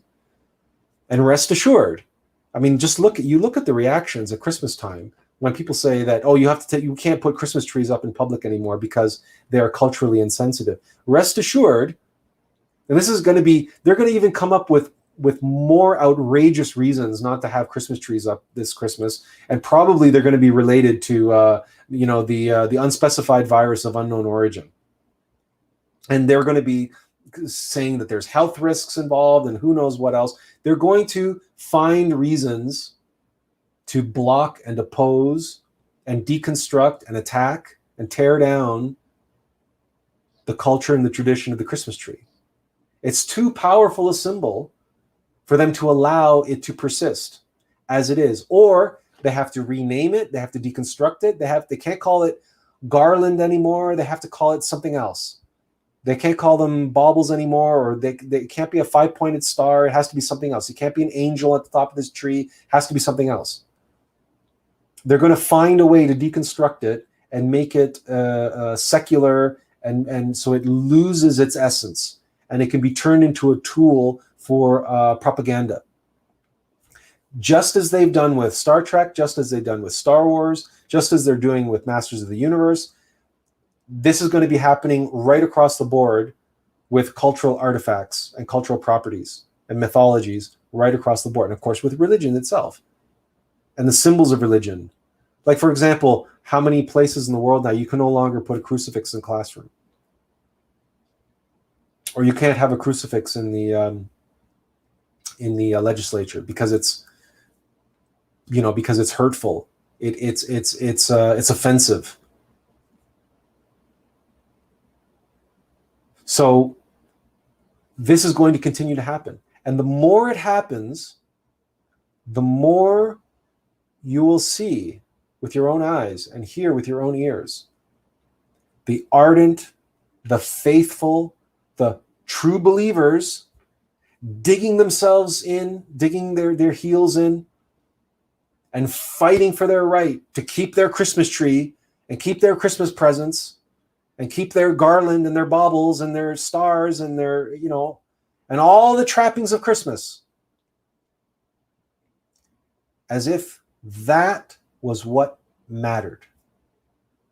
As if that was the true meaning and purpose of Christmas. Was Christmas trees and baubles and garlands and gifts. How many people do you think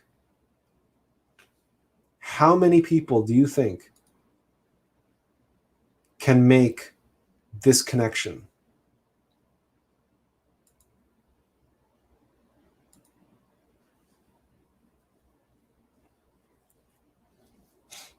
How many people do you know who can connect the Christmas tree to the tree of life, and garland to the ray of creation, and the baubles to the Sephirah, and the star to Christ consciousness and the absolute, and the gifts to the three brains, and the gifts of the three wise men to the three brains that are brought as gifts to the newborn Christ? Because we have to give our mind, our heart, and our body to our innermost essence. Because the mind and heart and body are valuable tools in the hands of our true self, our innermost essence, our innermost being. And if we were wise, like the three kings, like the three wise men, they're three kings. They're kings of the world. They are kings. They are masters of those gifts. They are kings they are lords of their gifts. They're not lorded over by their gifts. Are you a king of your mind? Are you a king of your heart? Are you a queen of your body? Are you a queen of your mind? Are you a queen of your heart? Or are you ruled by your mind? Are you ruled by your thoughts? Are you ruled by your emotions? Are you ruled by your passions and your sensations and your desires and your hungers and your aches and your pains? We turned 48 this year. We're beginning to know intimately much more about aches and pains. And rest assured, like all of us, it's a struggle. It's a struggle to be a lord and master of your gifts. But if you are king of your gifts, then what do? You present those gifts to your innermost, to the essence, to the seed, to the newborn Christ child who is born in the manger amongst the animals of the kingdom, the animals of our mind, the animals of our heart, and the animals of our body. The newborn Christ, the seed, the essence, is in amongst all of that. But in order for it to grow, in order for it to develop, in order for it to be, it requires a mind, a heart, and a body, and personality through which to express itself, its light, and its fire in the world. So a wise king brings his gifts to the Christ. This is an allegory of surrender. This is an allegory of humility, radical humility. To be the servant. And perhaps you've seen one of our more recent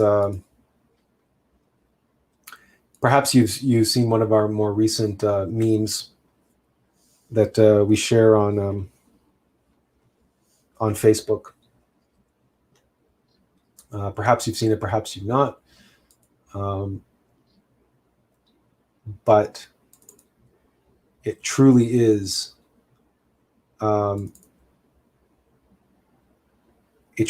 what it means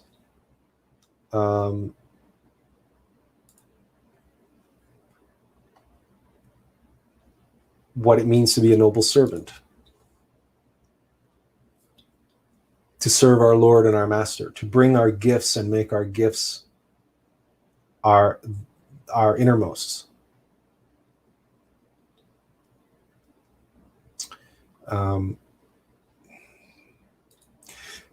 You'll have to forgive me, by the way, some of this technical stuff.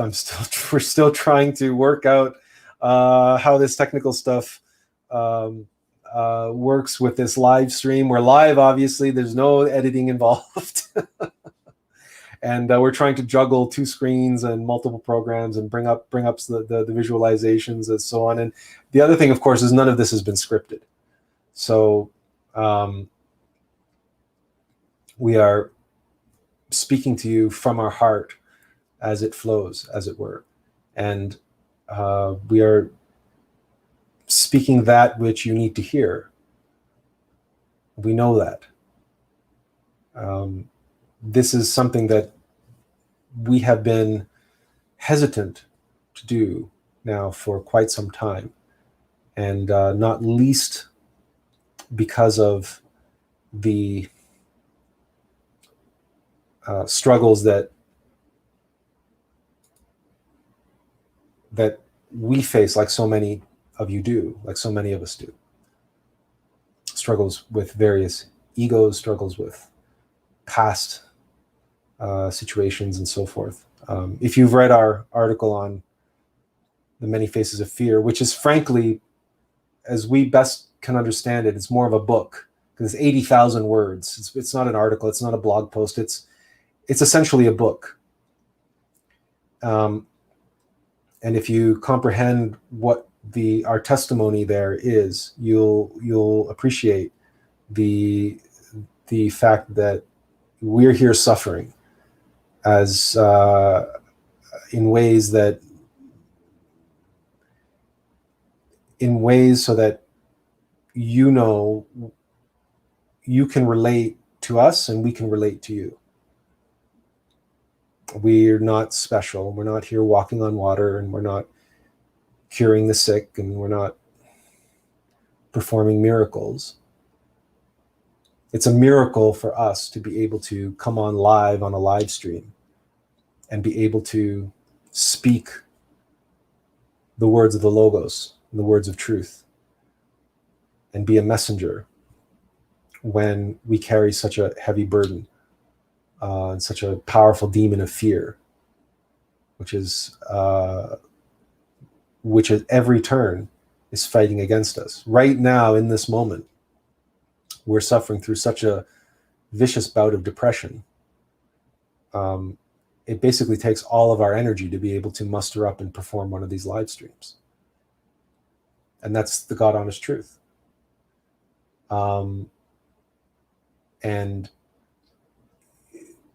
But it's so important for us. That's our mountain to climb. And we can't help you. We can't help humanity any other way at this time. Right? We need to know intimately what humanity faces.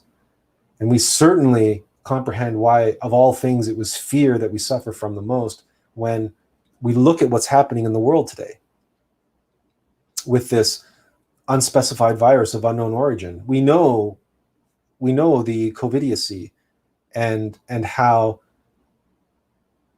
the world is completely enslaved, shackled, possessed by fear right now. And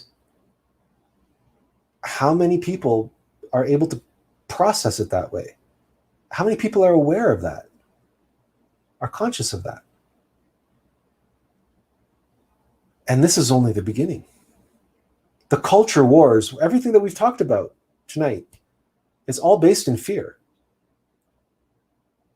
Because someone is so identified with their,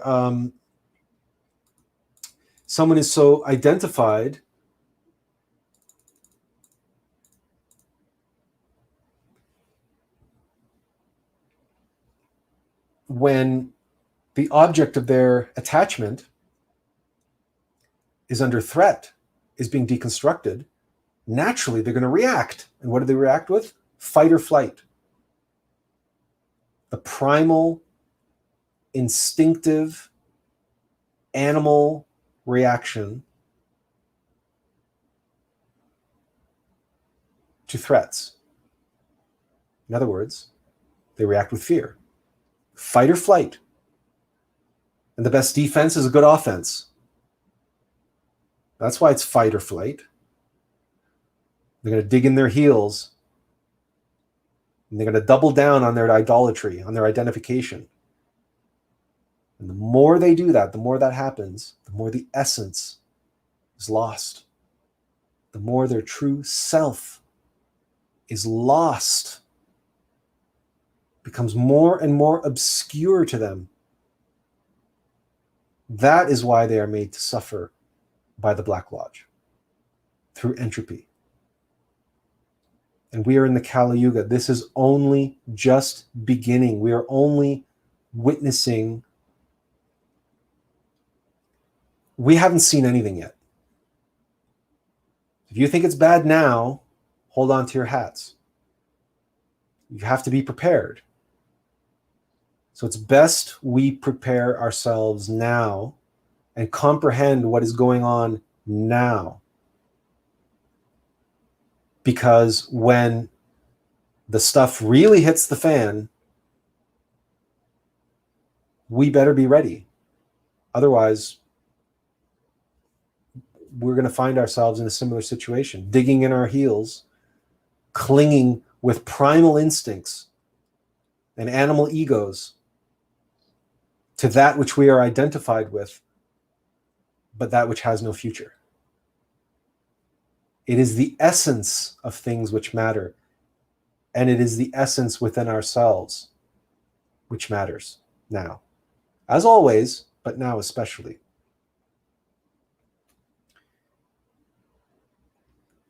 And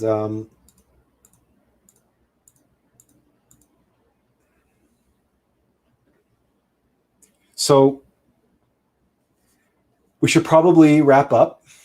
And we may as well wrap up with this sentiment here. The culture wars can be punctuated by this notion of true believers, the faithful, the so-called faithful, Star Wars faithful, Star Trek faithful, Masters of the Universe, Doctor Who, Lord of the Rings, because of course that's the next one that's going to be on the chopping block, because Amazon is apparently doing a new Lord of the Rings adaptation. It's going to be woke. It's going to be all intersectional feminism, and it's all going to be all that nonsense. Lord of the Rings. When that happens, we may have to do a 2.5-hour video on the Lord of the Rings. It might be 3 or 4 hours long, that video, because if you think Star Wars is a modern day mythology filled with lots of symbolism and Gnostic symbolism, just imagine what Lord of the Rings is filled with. In fact, there's an entire section of our Star Wars video which has Lord of the Rings in it. We had no choice but to include a section of Lord of the Rings in our Star Wars video to help explain one mythology with another mythology. And that's how Tolkien wrote Lord of the Rings. He wrote it as a modern English mythology. So the problem here, of course, as we've expressed, is that the idea that these fans are the so-called faithful, the true believers, but they're not. They're idolaters. And in this meme, we explain what true faith really is. The word faith comes from the word faithful, as in to be faithful to your spouse, your better half. To know our mortal beloved intimately. Thus, to have spiritual faith, divine faith, faith in our higher self, means to experience union with our innermost being metaphysically. To know our immortal beloved intimately. And as we discussed earlier, the Latin word relegare and the Sanskrit word yug both mean to bind together, as in the ties that bind, as in the rings of marriage, as in the bonds of holy matrimony. To bind together, union, divine union. Divine union with our innermost intimate essence of Christ is the true meaning and nature of having faith. That's what it truly means to be faithful. That's what it truly means to be the faithful. The true faithful of Star Wars, the true faithful of Star Wars know its essence and live by its essence and know its true meaning and the true nature of it as mythology. And if they find themselves crying at the appearance of Luke Skywalker, they know the real reason why that is. And it's true for Lord of the Rings. It's true for any of these properties. It's true for any religion. It's true for any spiritual tradition. The true faithful, not believers, but the true faithful, the ones who know intimately through direct union, through that property, through that mythology, through that religion, through that music. We specifically use the expression immortal beloved in the meme because there's a film called Immortal Beloved about the life of Beethoven. And that film postulates in so many clever intellectual ways which of the women in Beethoven's life was his legendary, infamous, immortal beloved. It's a mystery. Just like the identity of the woman in the Mona Lisa is this great mystery, or at least it was in Italy, the time that Leonardo lived and carried that painting everywhere he went and hung it above his desk or above where he worked or above his bed where he slept. Mona Isis, Mona Isa, Mona Lisa, my Isis, my divine mother, my immortal beloved, whom I know intimately and with whom I am bound together intimately. She who holds aloft the torch, the fire of fire and the light of lights, the cosmic Christ, expressed as Lucifer, the divine light that illuminates my defects and vices, so that I may see the causes of my suffering. So I may see the phantom menace revealed, and so that I may face it mano a mano, like a Jedi does a Sith, with a light saber, the gift of weapons handed to me by the light, just as Athena hands Perseus the weapons with which he descends into the labyrinth to fight Medusa, the multi-serpented demon, all the different serpents on her head. All mythologies blend into one. There is only one story. There is only one story. And that story is playing out right now, here and now, within us all, within you, within us all. And every mythology tells that story. It is all the Alm of life, the analogous ultimate methodology.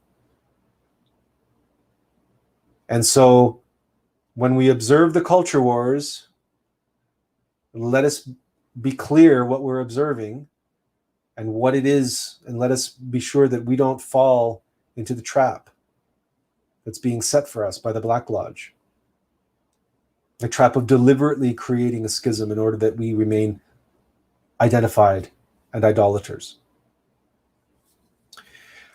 So, thank you for tuning in once again. And again, we will do this again on Friday, and it'll be a different topic. We don't know what it'll be yet, but we'll post something tomorrow, 24 hours in advance. And if any of you have any questions, by all means, feel free to ask them now before we sign off here. Otherwise, or you say goodnight or what have you, and we'll call it a night. But if you have any questions you'd like to ask, by all means, do so, and we'll do our best to answer them. We don't know if that's good etiquette, taking a swig of water on these podcasts. And to all of you who have been saying thank you and so on, you're more than welcome. It's our privilege. It's our passion. It's why we're here. We've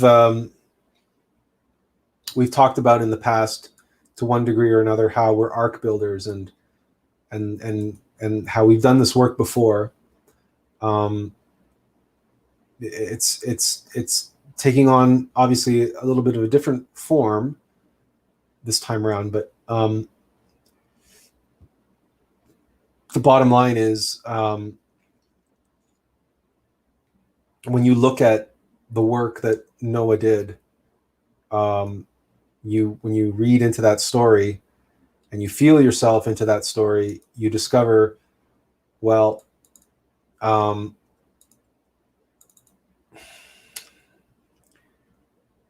one of the things about Noah is that,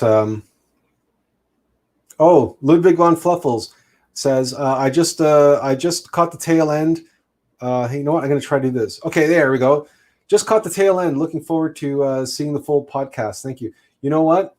You will be able to watch the whole thing from the beginning. I think both on YouTube and on Facebook. I believe that's in the cards. Anyway, we'll have to double check that. But we believe once a live stream goes on, it remains on there, both on Facebook and on YouTube. So you can go back and watch them. Now, what we were saying though a moment ago about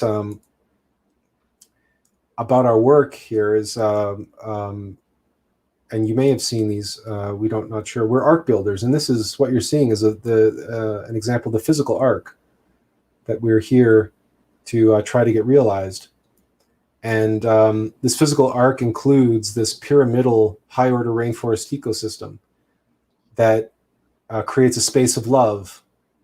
And that's actually a door here. And there's actually a meditation chamber inside the heart of that pyramid with all of the living quarters and living spaces arranged around the ecosystem, and the living water circulates throughout all the units. So it creates this gigantic electromagnetic field that creates a space of love in all of those living units. And then at the very heart and core of everything is a meditation chamber. This configuration that you see can actually be put onto platforms that are both earthquake proof and can be made to float. They are also, the glass that we use is a plexiglass, not a glass, but a plexiglass, which allows more UV rays through to enhance the ecosystem.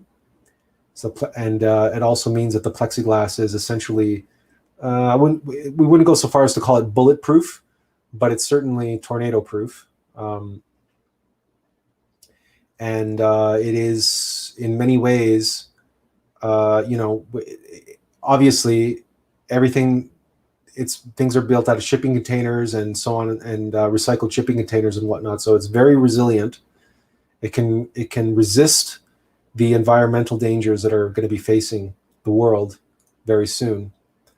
But as you can see, it's not a bunker under the ground with 10,000 cans of Campbell soup and racks of AR-15 and ammunition.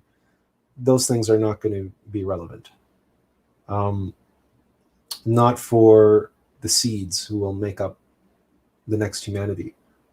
What they need is an ark. And there's two things that go in an ark: the seeds and the knowledge. But again, coming back to it, in the story of Noah, if you know the story, you know that Noah was ridiculed, and you know that nobody listened to him, nobody wanted to believe him. And we realized that there's a reason why most of our posts focus on very specific practical things, and that we were told not to bother studying all of the ancient this and ancient that and initiations of this and initiations of that and all of this, because you know what, those initiations don't belong to us. Initiations belong to our innermost. And we can get so caught up intellectually in all of this esoteric stuff. But in the Kali Yuga, we must be infinitely practical. And as an ark builder, we must be infinitely practical. And as a messenger in the Kali Yuga, our message is that of the Kali Yuga. Wake up, look around you, look within you. Look at these culture wars. Look what they really mean. Look what it really is all about. Stop getting distracted by all this superficial nonsense, this political nonsense. Don't let yourself become hypnotized. Don't allow yourself to fall into ignorance of the facts. This humanity is coming to an end.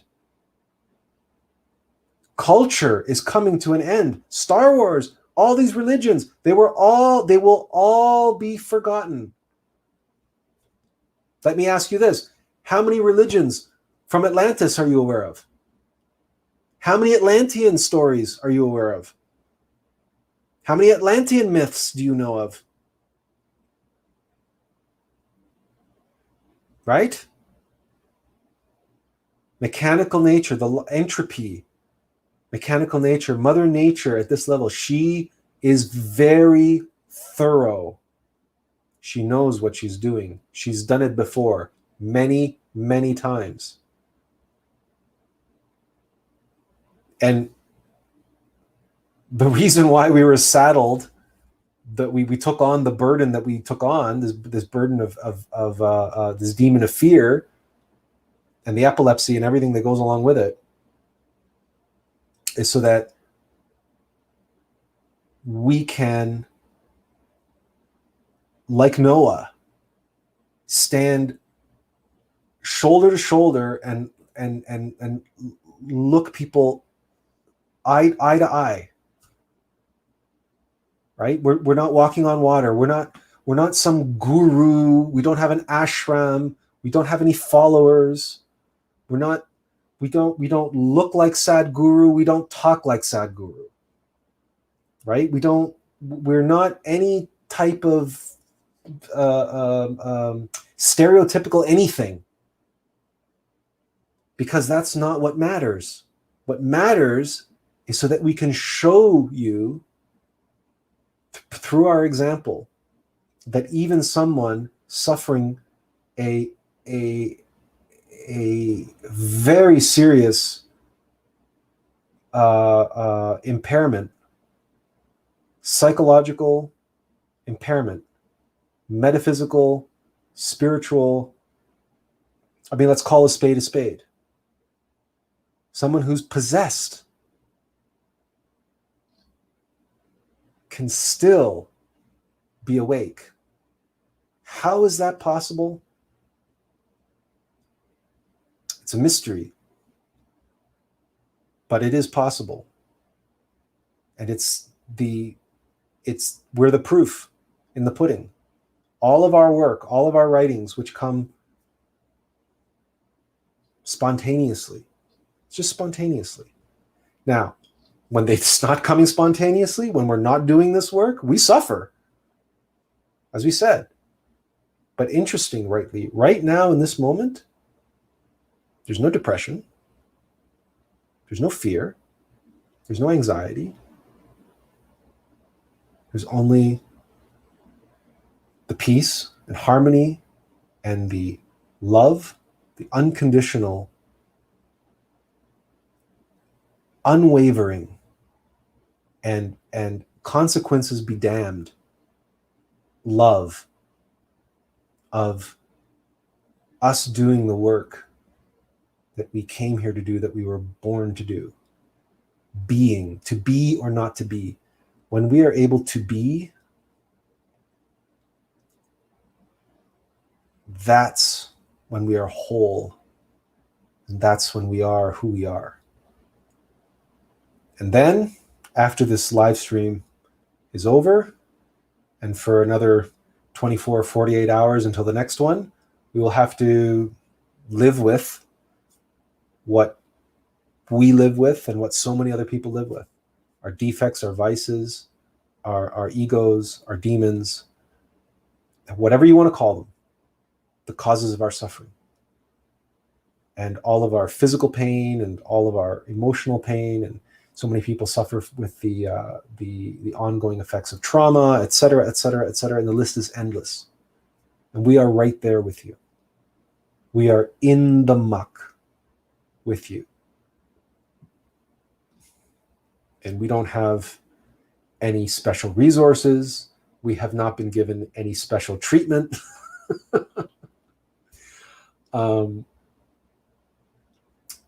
We just have, but as we often say, God works with the clay that's been thrown on the wheel, right? God works with what he's been given. We work with what we have to work with. And right now, that's a computer and a webcam and a $25 green screen from Amazon and a microphone that we've been using now for a number of years to make our videos, and all of you. And you who have tuned in tonight and some of you who have tuned in the past and who follow us on Facebook and YouTube and our blog, et cetera, you are what we have to work with for right now. And if that's all we can hope to reach, then that's all we'll reach, and that's just the way it is. But we've long since let go of this. We know that we are not here to be, we're not here to drag net with huge nets. If we're going to be fishers of fishermen, if we're going to be fishers of men, we're not here to cast these huge nets. We're fly fishing. We're fly fishing, one at a time, if need be. And many of you who are on here tonight, we've spent time with you one-on-one. Whether it's on Facebook in threads and comments or on Messenger, but you're here today because somehow we said something or shared something with you at the precise moment that you needed to hear it, and we're grateful for that opportunity, and that's why we're here, because it's more than just building an ark that matters, and we know that that the message that we're here to deliver, it's people don't want to hear it. People don't want to hear it, and we know that. And that's why we have to be just doing what we're doing now. And we've thought about, writing books and doing all sorts of other things, and it might happen, or it might just be that, well, if we have this medium at our disposal, we have this technology at our disposal, why not? Why not just do it this way? We're actually suffering from really severe repetitive strain injury. We have tendonitis in our shoulder and our elbow, and it has occurred to us that perhaps these are signs that we have to stop typing and doing all these these fancy productions like our Star Wars Skywalker Saga video. And we had this intention of doing a similar video for Star Trek, and it was around then that the pain just became really debilitating, and we were unable to really dive into that type of heavy duty mouse work and editing work on the keyboard and everything else. And it seems to us that we were like, well, why don't you just turn on a webcam, and why don't you just go live like so many other people? And if they can talk for hours and hours and hours and hours about, pardon my expression, about bullshit, then surely to God, you can fill an hour or two with the truth. And there is a fair bit of trepidation in that, to say, all right, here's a topic, without any preparation, without any research, without any script of any kind, maybe just with a few visuals that you can pull up on the computer on the fly, to help make the points that are coming through you. Just be the messenger that you came here to be. And just do it. And just be. And not worry about editing and planning and writing and being so precise and perfect in your execution like we attempt to do with our videos, because we're so worried about production value, et cetera, et cetera. And so really, perhaps that's what our injury, perhaps what our repetitive strain injury is all about. Perhaps it was just forcing us finally to just let go and let God, really, and just be what we came here to be and do what we came here to do, which is speak the truth, consequences be damned, and not worry about all the trappings of the rest of it. That's a bit of a personal attachment, if you will.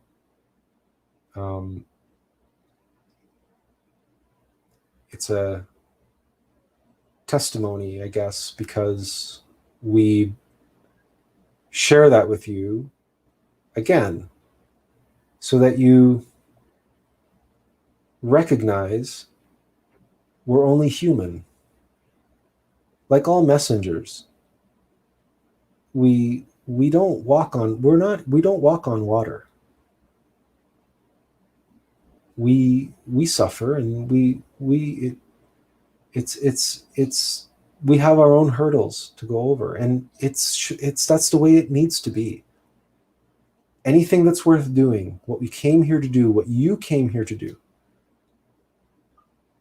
it's not going to be easy. And what is preventing you from doing it is the thing that you need to overcome. It's the thing that you need to overcome. It's your greatest hurdle, your greatest obstacle. And that's why the two things are diametrically opposed. Because it's by overcoming your greatest obstacle that you will self-realize. And it is through the process of realization of your purpose in this life of being that you will overcome your greatest obstacle. And the two things are yin and yang, hand in glove, inseparable.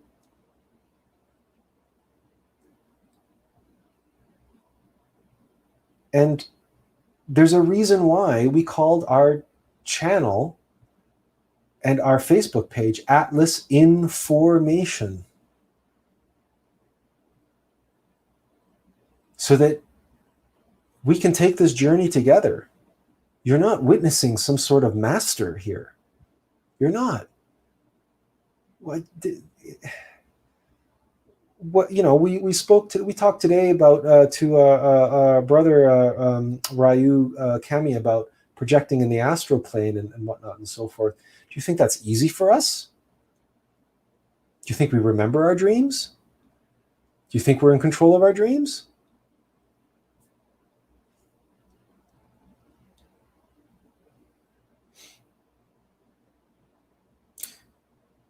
So, but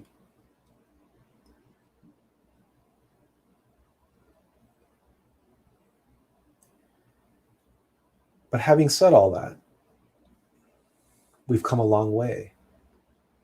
Come a long way. And if you would have known us 20 years ago, or when we were at London Health Sciences with 2 holes drilled in our head, you can still see the indentation.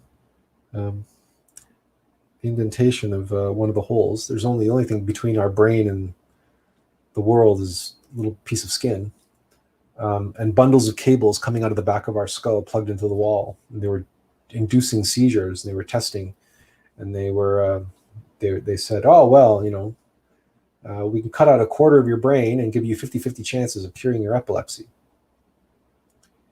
If you would have seen us then, if you would have known us then, and could put us side by side, then and now, before and after,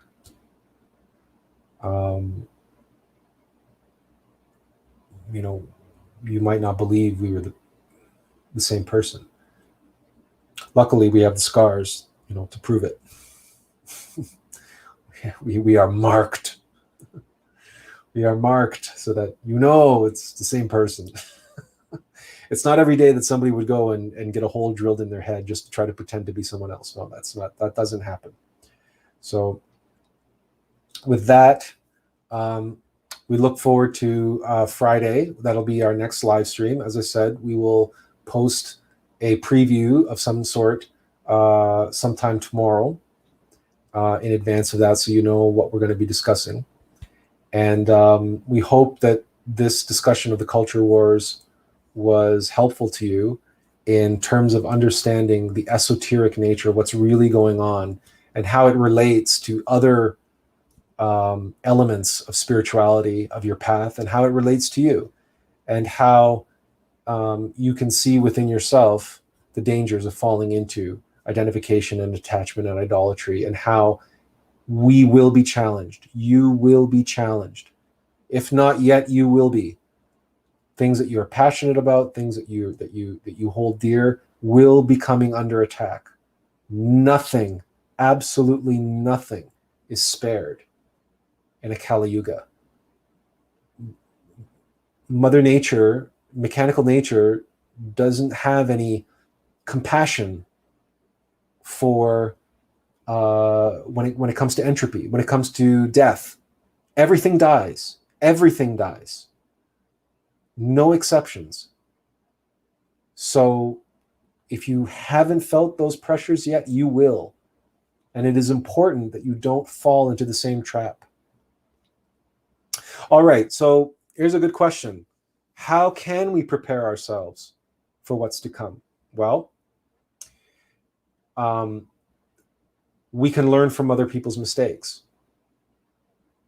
We can learn from the example of the culture wars, for instance, and recognize that what matters is the essence of things, not the things themselves. So when the things themselves come under threat, come into danger, we know that the essence of those things, their true importance in our life persists, even if they're gone. So, so this is the question: how can we prepare ourselves for what's to come? So the question is, how do you prepare for the death of a pet? How do you prepare for the death of a parent or a loved one who's sick, who's terminally ill? In many ways, you can't prepare, really. If you contemplate it, how do you really prepare for it? Well, you can meditate on it. You can use your conscious imagination. You can play out what it will be like. One of the most powerful things you can ever do is meditate on your own death. What will it be like at your funeral? See yourself there in the casket. What will it be like for you? What will it be like for those you love? What will they say about you? How will you feel about yourself, about your life? You want to prepare yourself for what's to come? Lie down, close your eyes, relax, concentrate, visualize, and then pray. Pray for the strength. Pray for the guidance. If you visualize the end of the world and you feel emotions stirring up inside of you, pray for strength. You can also visualize the world being healed, even in the midst of its destruction. You can extract from physical death the essence. Because death, there's a great quote from Samael Mayor. It says, we can learn very little from the phenomenon of birth, but from death we can learn everything. That quote is so powerful, we cannot begin to describe how important and meaningful that is. That's the essence of alchemy. That's the essence of the Alm of Life. Because that it goes directly back to the expression, die before you die, and when you die, you won't die. Die before you die so that you will not die when you die. That's, I think, from the Greeks. That's the way they express that. And psychological death, death of the ego, death of attachments, death of desire, death of identification.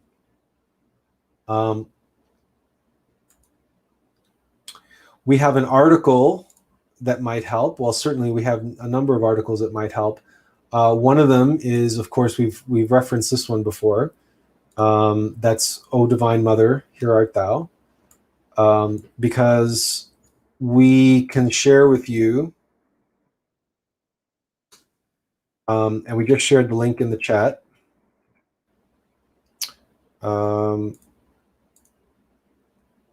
There it is.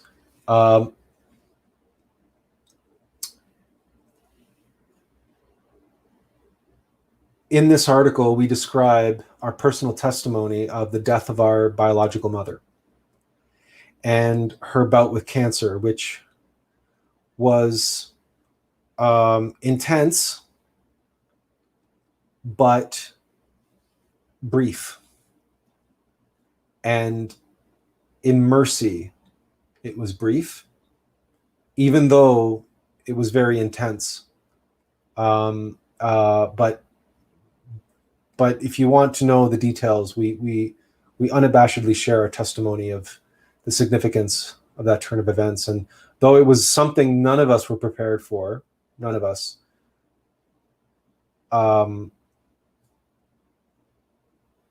magically, with grace, with the grace of our own individual Divine Mother, we became instantly, overnight, 24-hour cancer caregivers. We never did anything even remotely. I mean, well, perhaps, when our mother had her knees replaced and so on, obviously we cared for her then, and we took care of her to varying degrees, but nothing prepared us for those intense 2 months of her illness before she passed. And yet somehow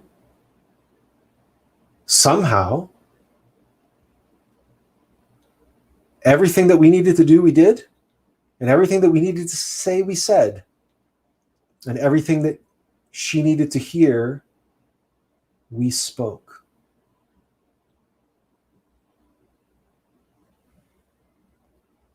And only by the grace of our innermost, only by the grace of the Logos, only by the grace of our own individual Divine Mother, were we able to be there, to be for our biological mother, who sacrificed and gave so much to us in this life, so that we could be there for her when she needed us wholly and completely, in a way that we could never have imagined and never could have prepared for. How do you prepare, Melissa? Practice now, each and every day, radical humility. Practice surrendering. Practice letting go and letting God. Meditate. Pray to your innermost being. Pray to your innermost Divine Mother. The prayer of St. Francis of Assisi: make me an instrument of your peace. Make me an instrument of your peace. Surrender. Resolve to be a servant of your innermost. How do you prepare? That's how you prepare. Because in a crisis, you are not qualified. Just as I was not qualified, I, Attila, this personality in this physical body, this monkey mind, and these animal emotions, were not qualified to take care of my mother when she got sick. I was not qualified, and I was not prepared, and there was nothing I could have done to prepare, except one thing. I had spent a lifetime following the still soft voice of my innermost being, of letting go, of letting God, of fighting the demon, my fear, and epilepsy, and getting over the epilepsy, and all of these things, following my heart and letting go and surrendering and centering and resolving to serve Attlas, and allowing Attlas and practicing Attlas coming through, and getting Attila out of the way and allowing Attlas, more and more Attlas, more Attlas, more Attlas, more Attlas, so that when the moment when my mother became sick,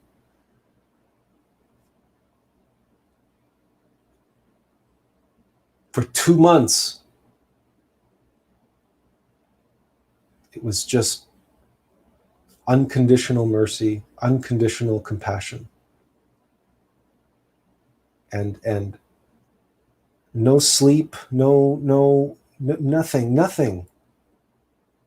no weakness, it was pure. That's how you prepare. That's how I prepared.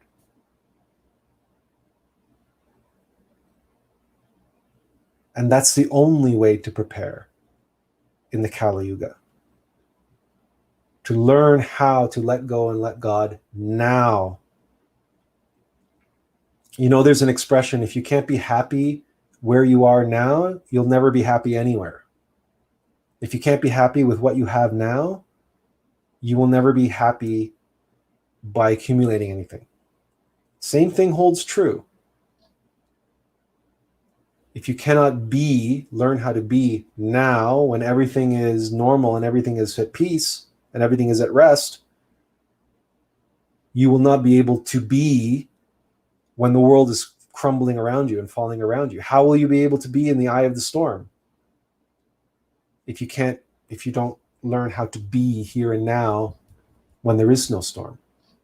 But that's the key. That's how you prepare.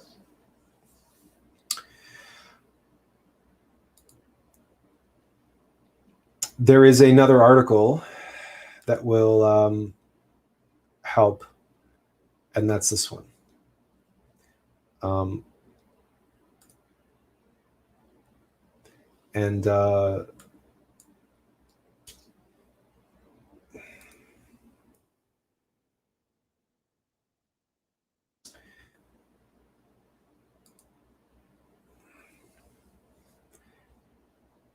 And that's because what we're going to be experiencing is death. And what we need to experience is death. Psychological death. That's the path. That's the preparation. The more we die before we die, the more we will never die. The more we will not die when we die. Learn to be here and now, so that when you are no longer here, you will persist. You will continue to be. And use these metaphors if they help, right? If visualizing yourself in the eye of the storm and comprehending what it will take to be able to resist that, well, learn to be in the eye of the calm. And then when the test, trials, and ordeals in your life come, and they will, and they do every day, practice being in the eye of the storm, being in the eye of the storm, practice being, to be or not to be. And don't seek comfort and security. You don't have to be reckless. You don't have to be one of these thrill seekers that goes out and like these people that seem to want to go out and seek danger and seek life-threatening situations. The reason why they do that is because they're not following their path. They're not following the path of suffering the slings and arrows of outrageous fortune in order to be. So they have to artificially create all of this risk, all of this danger in order to feel alive. But that's a clever bait and switch of their ego mind. I mean, I'm sure there's some people who are born to climb this and that mountain and to be whatever, because I'm sure there's all sorts of people with all sorts of reasons for being. But there's a lot of people that just artificially go and create danger for themselves because they're not living the life they came here to live. So this is another article that might help, the one that relates to the death.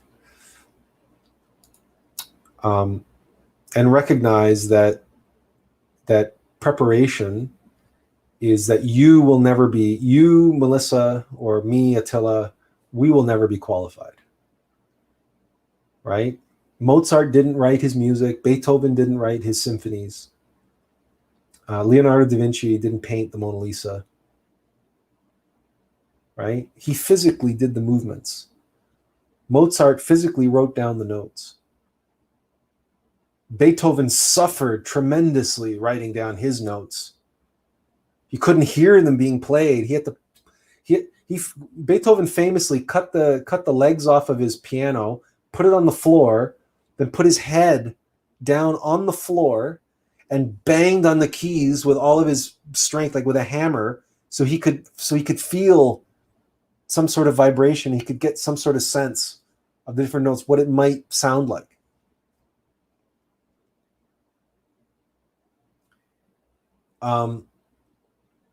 Beethoven's hearing was taken away from him in much the same way. Well, in much the same way, but we don't want to compare ourselves to Beethoven by any stretch of the imagination. But in the same way that we're now suffering from this repetitive strain injury, which is making it debilitating for us to be able to do all of the, in order to force us to do what we're doing here and now.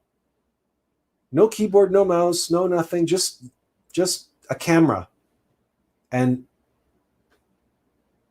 our voice. Let us just, we're the instrument, and let what needs to flow through us.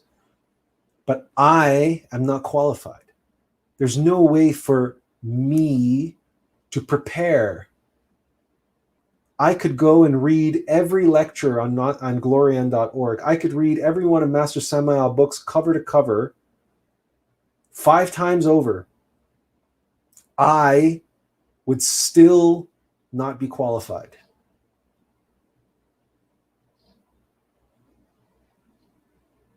So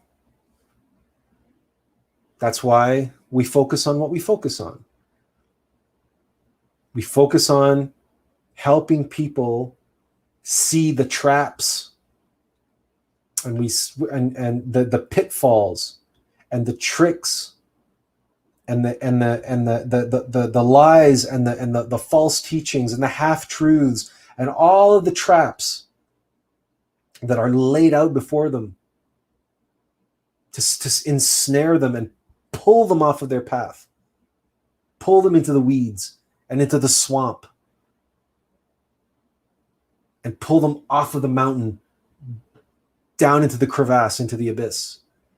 Because it's like that made up line from Ezekiel in Pulp Fiction. The path of the righteous man is beset upon all sides by the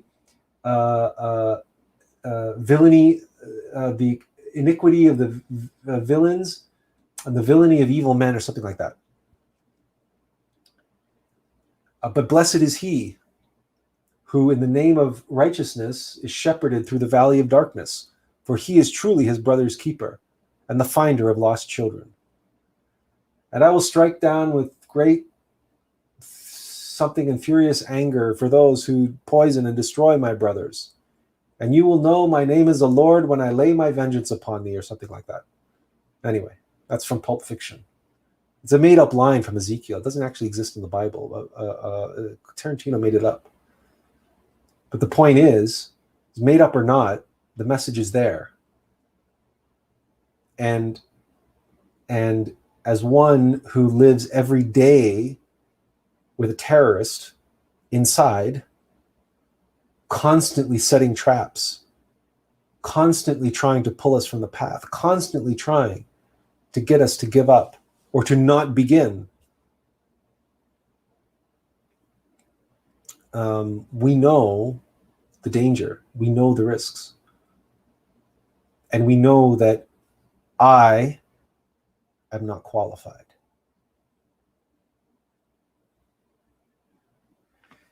And if you really want to take a deep dive into that,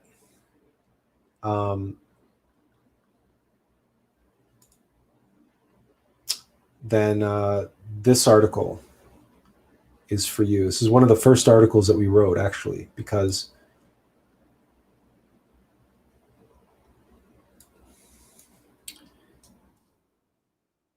This article really explores what we're talking about, our relationship to ourself. And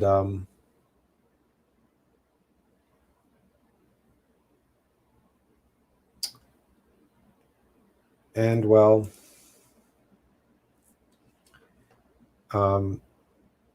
what it takes to prepare.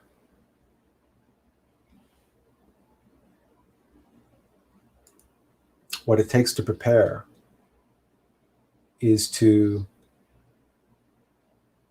learn how to be in this relationship.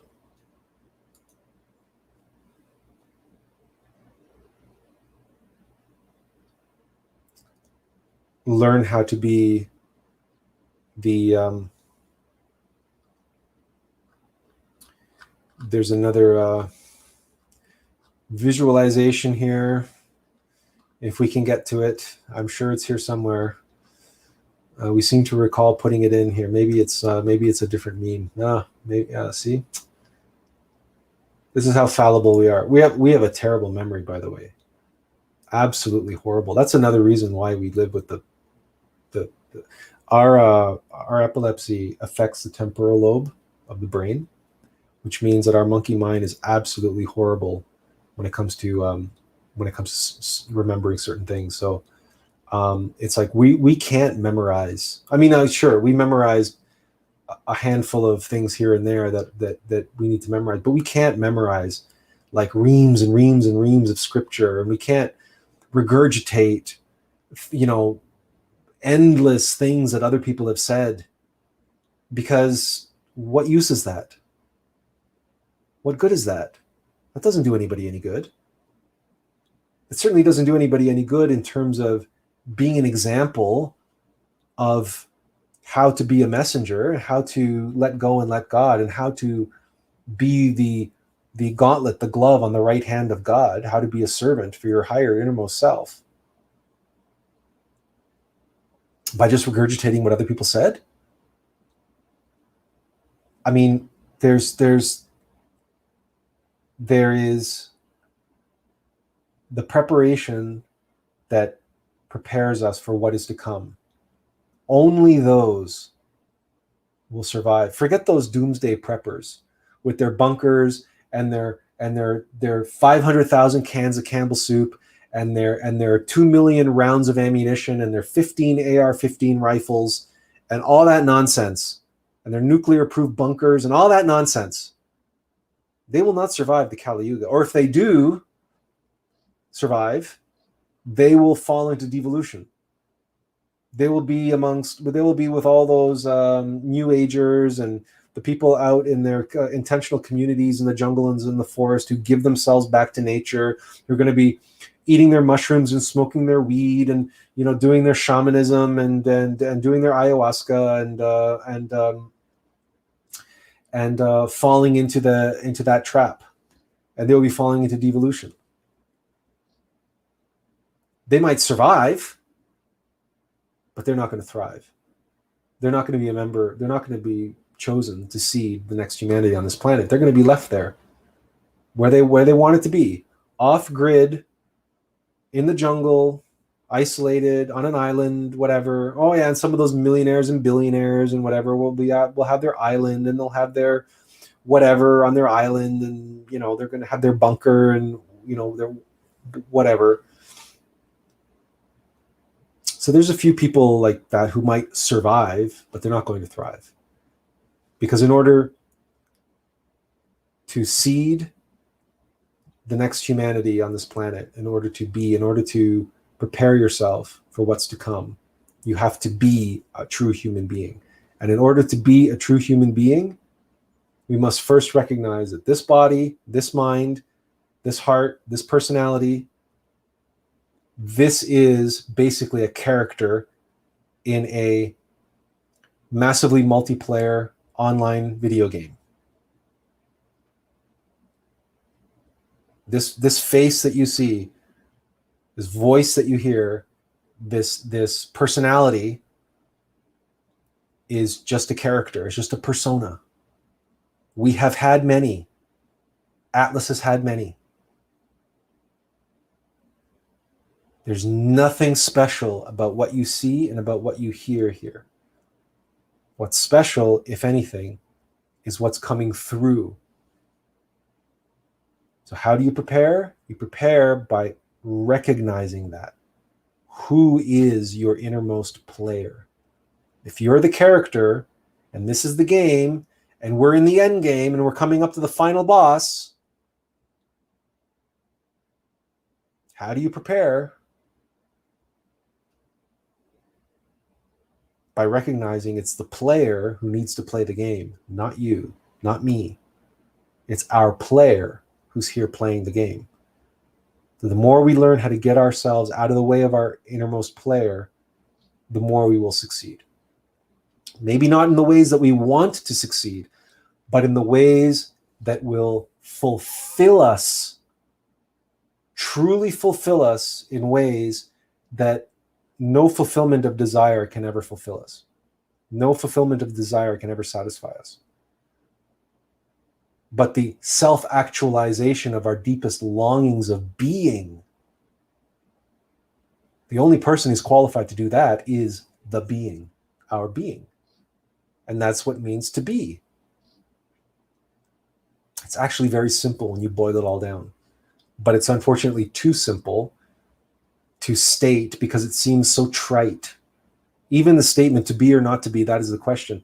That has been said and repeated so many times throughout history. And do you realize how so few people comprehend what it means? It's incredible. It's incredible how the mind can be so blind.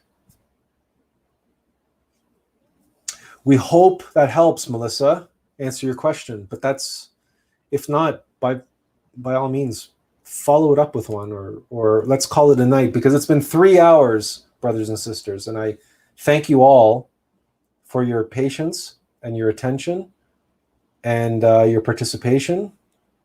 And let us all convene again soon, and we shall do it again. And another topic will be revealed to us, and then we will share it with you tomorrow. And then you will know what you're in for. But it'll be again, same time, Friday, 8 o'clock.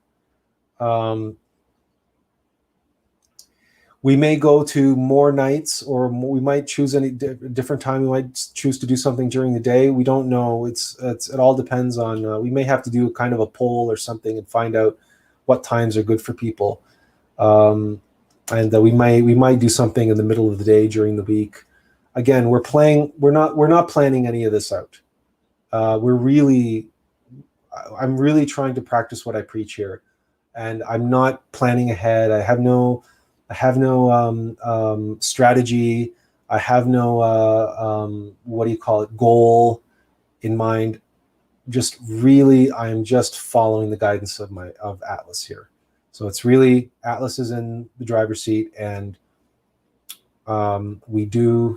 and frankly, if we really want to be honest, Attlas also takes orders. Attlas takes orders from the Logos. So we do what we're told. The Logos has plans. The Logos knows what it's doing. We trust and have faith, and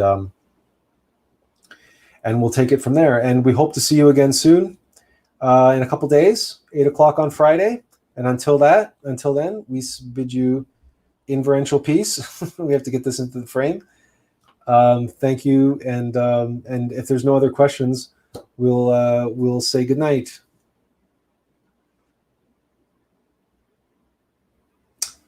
Good night. We'll see you guys later.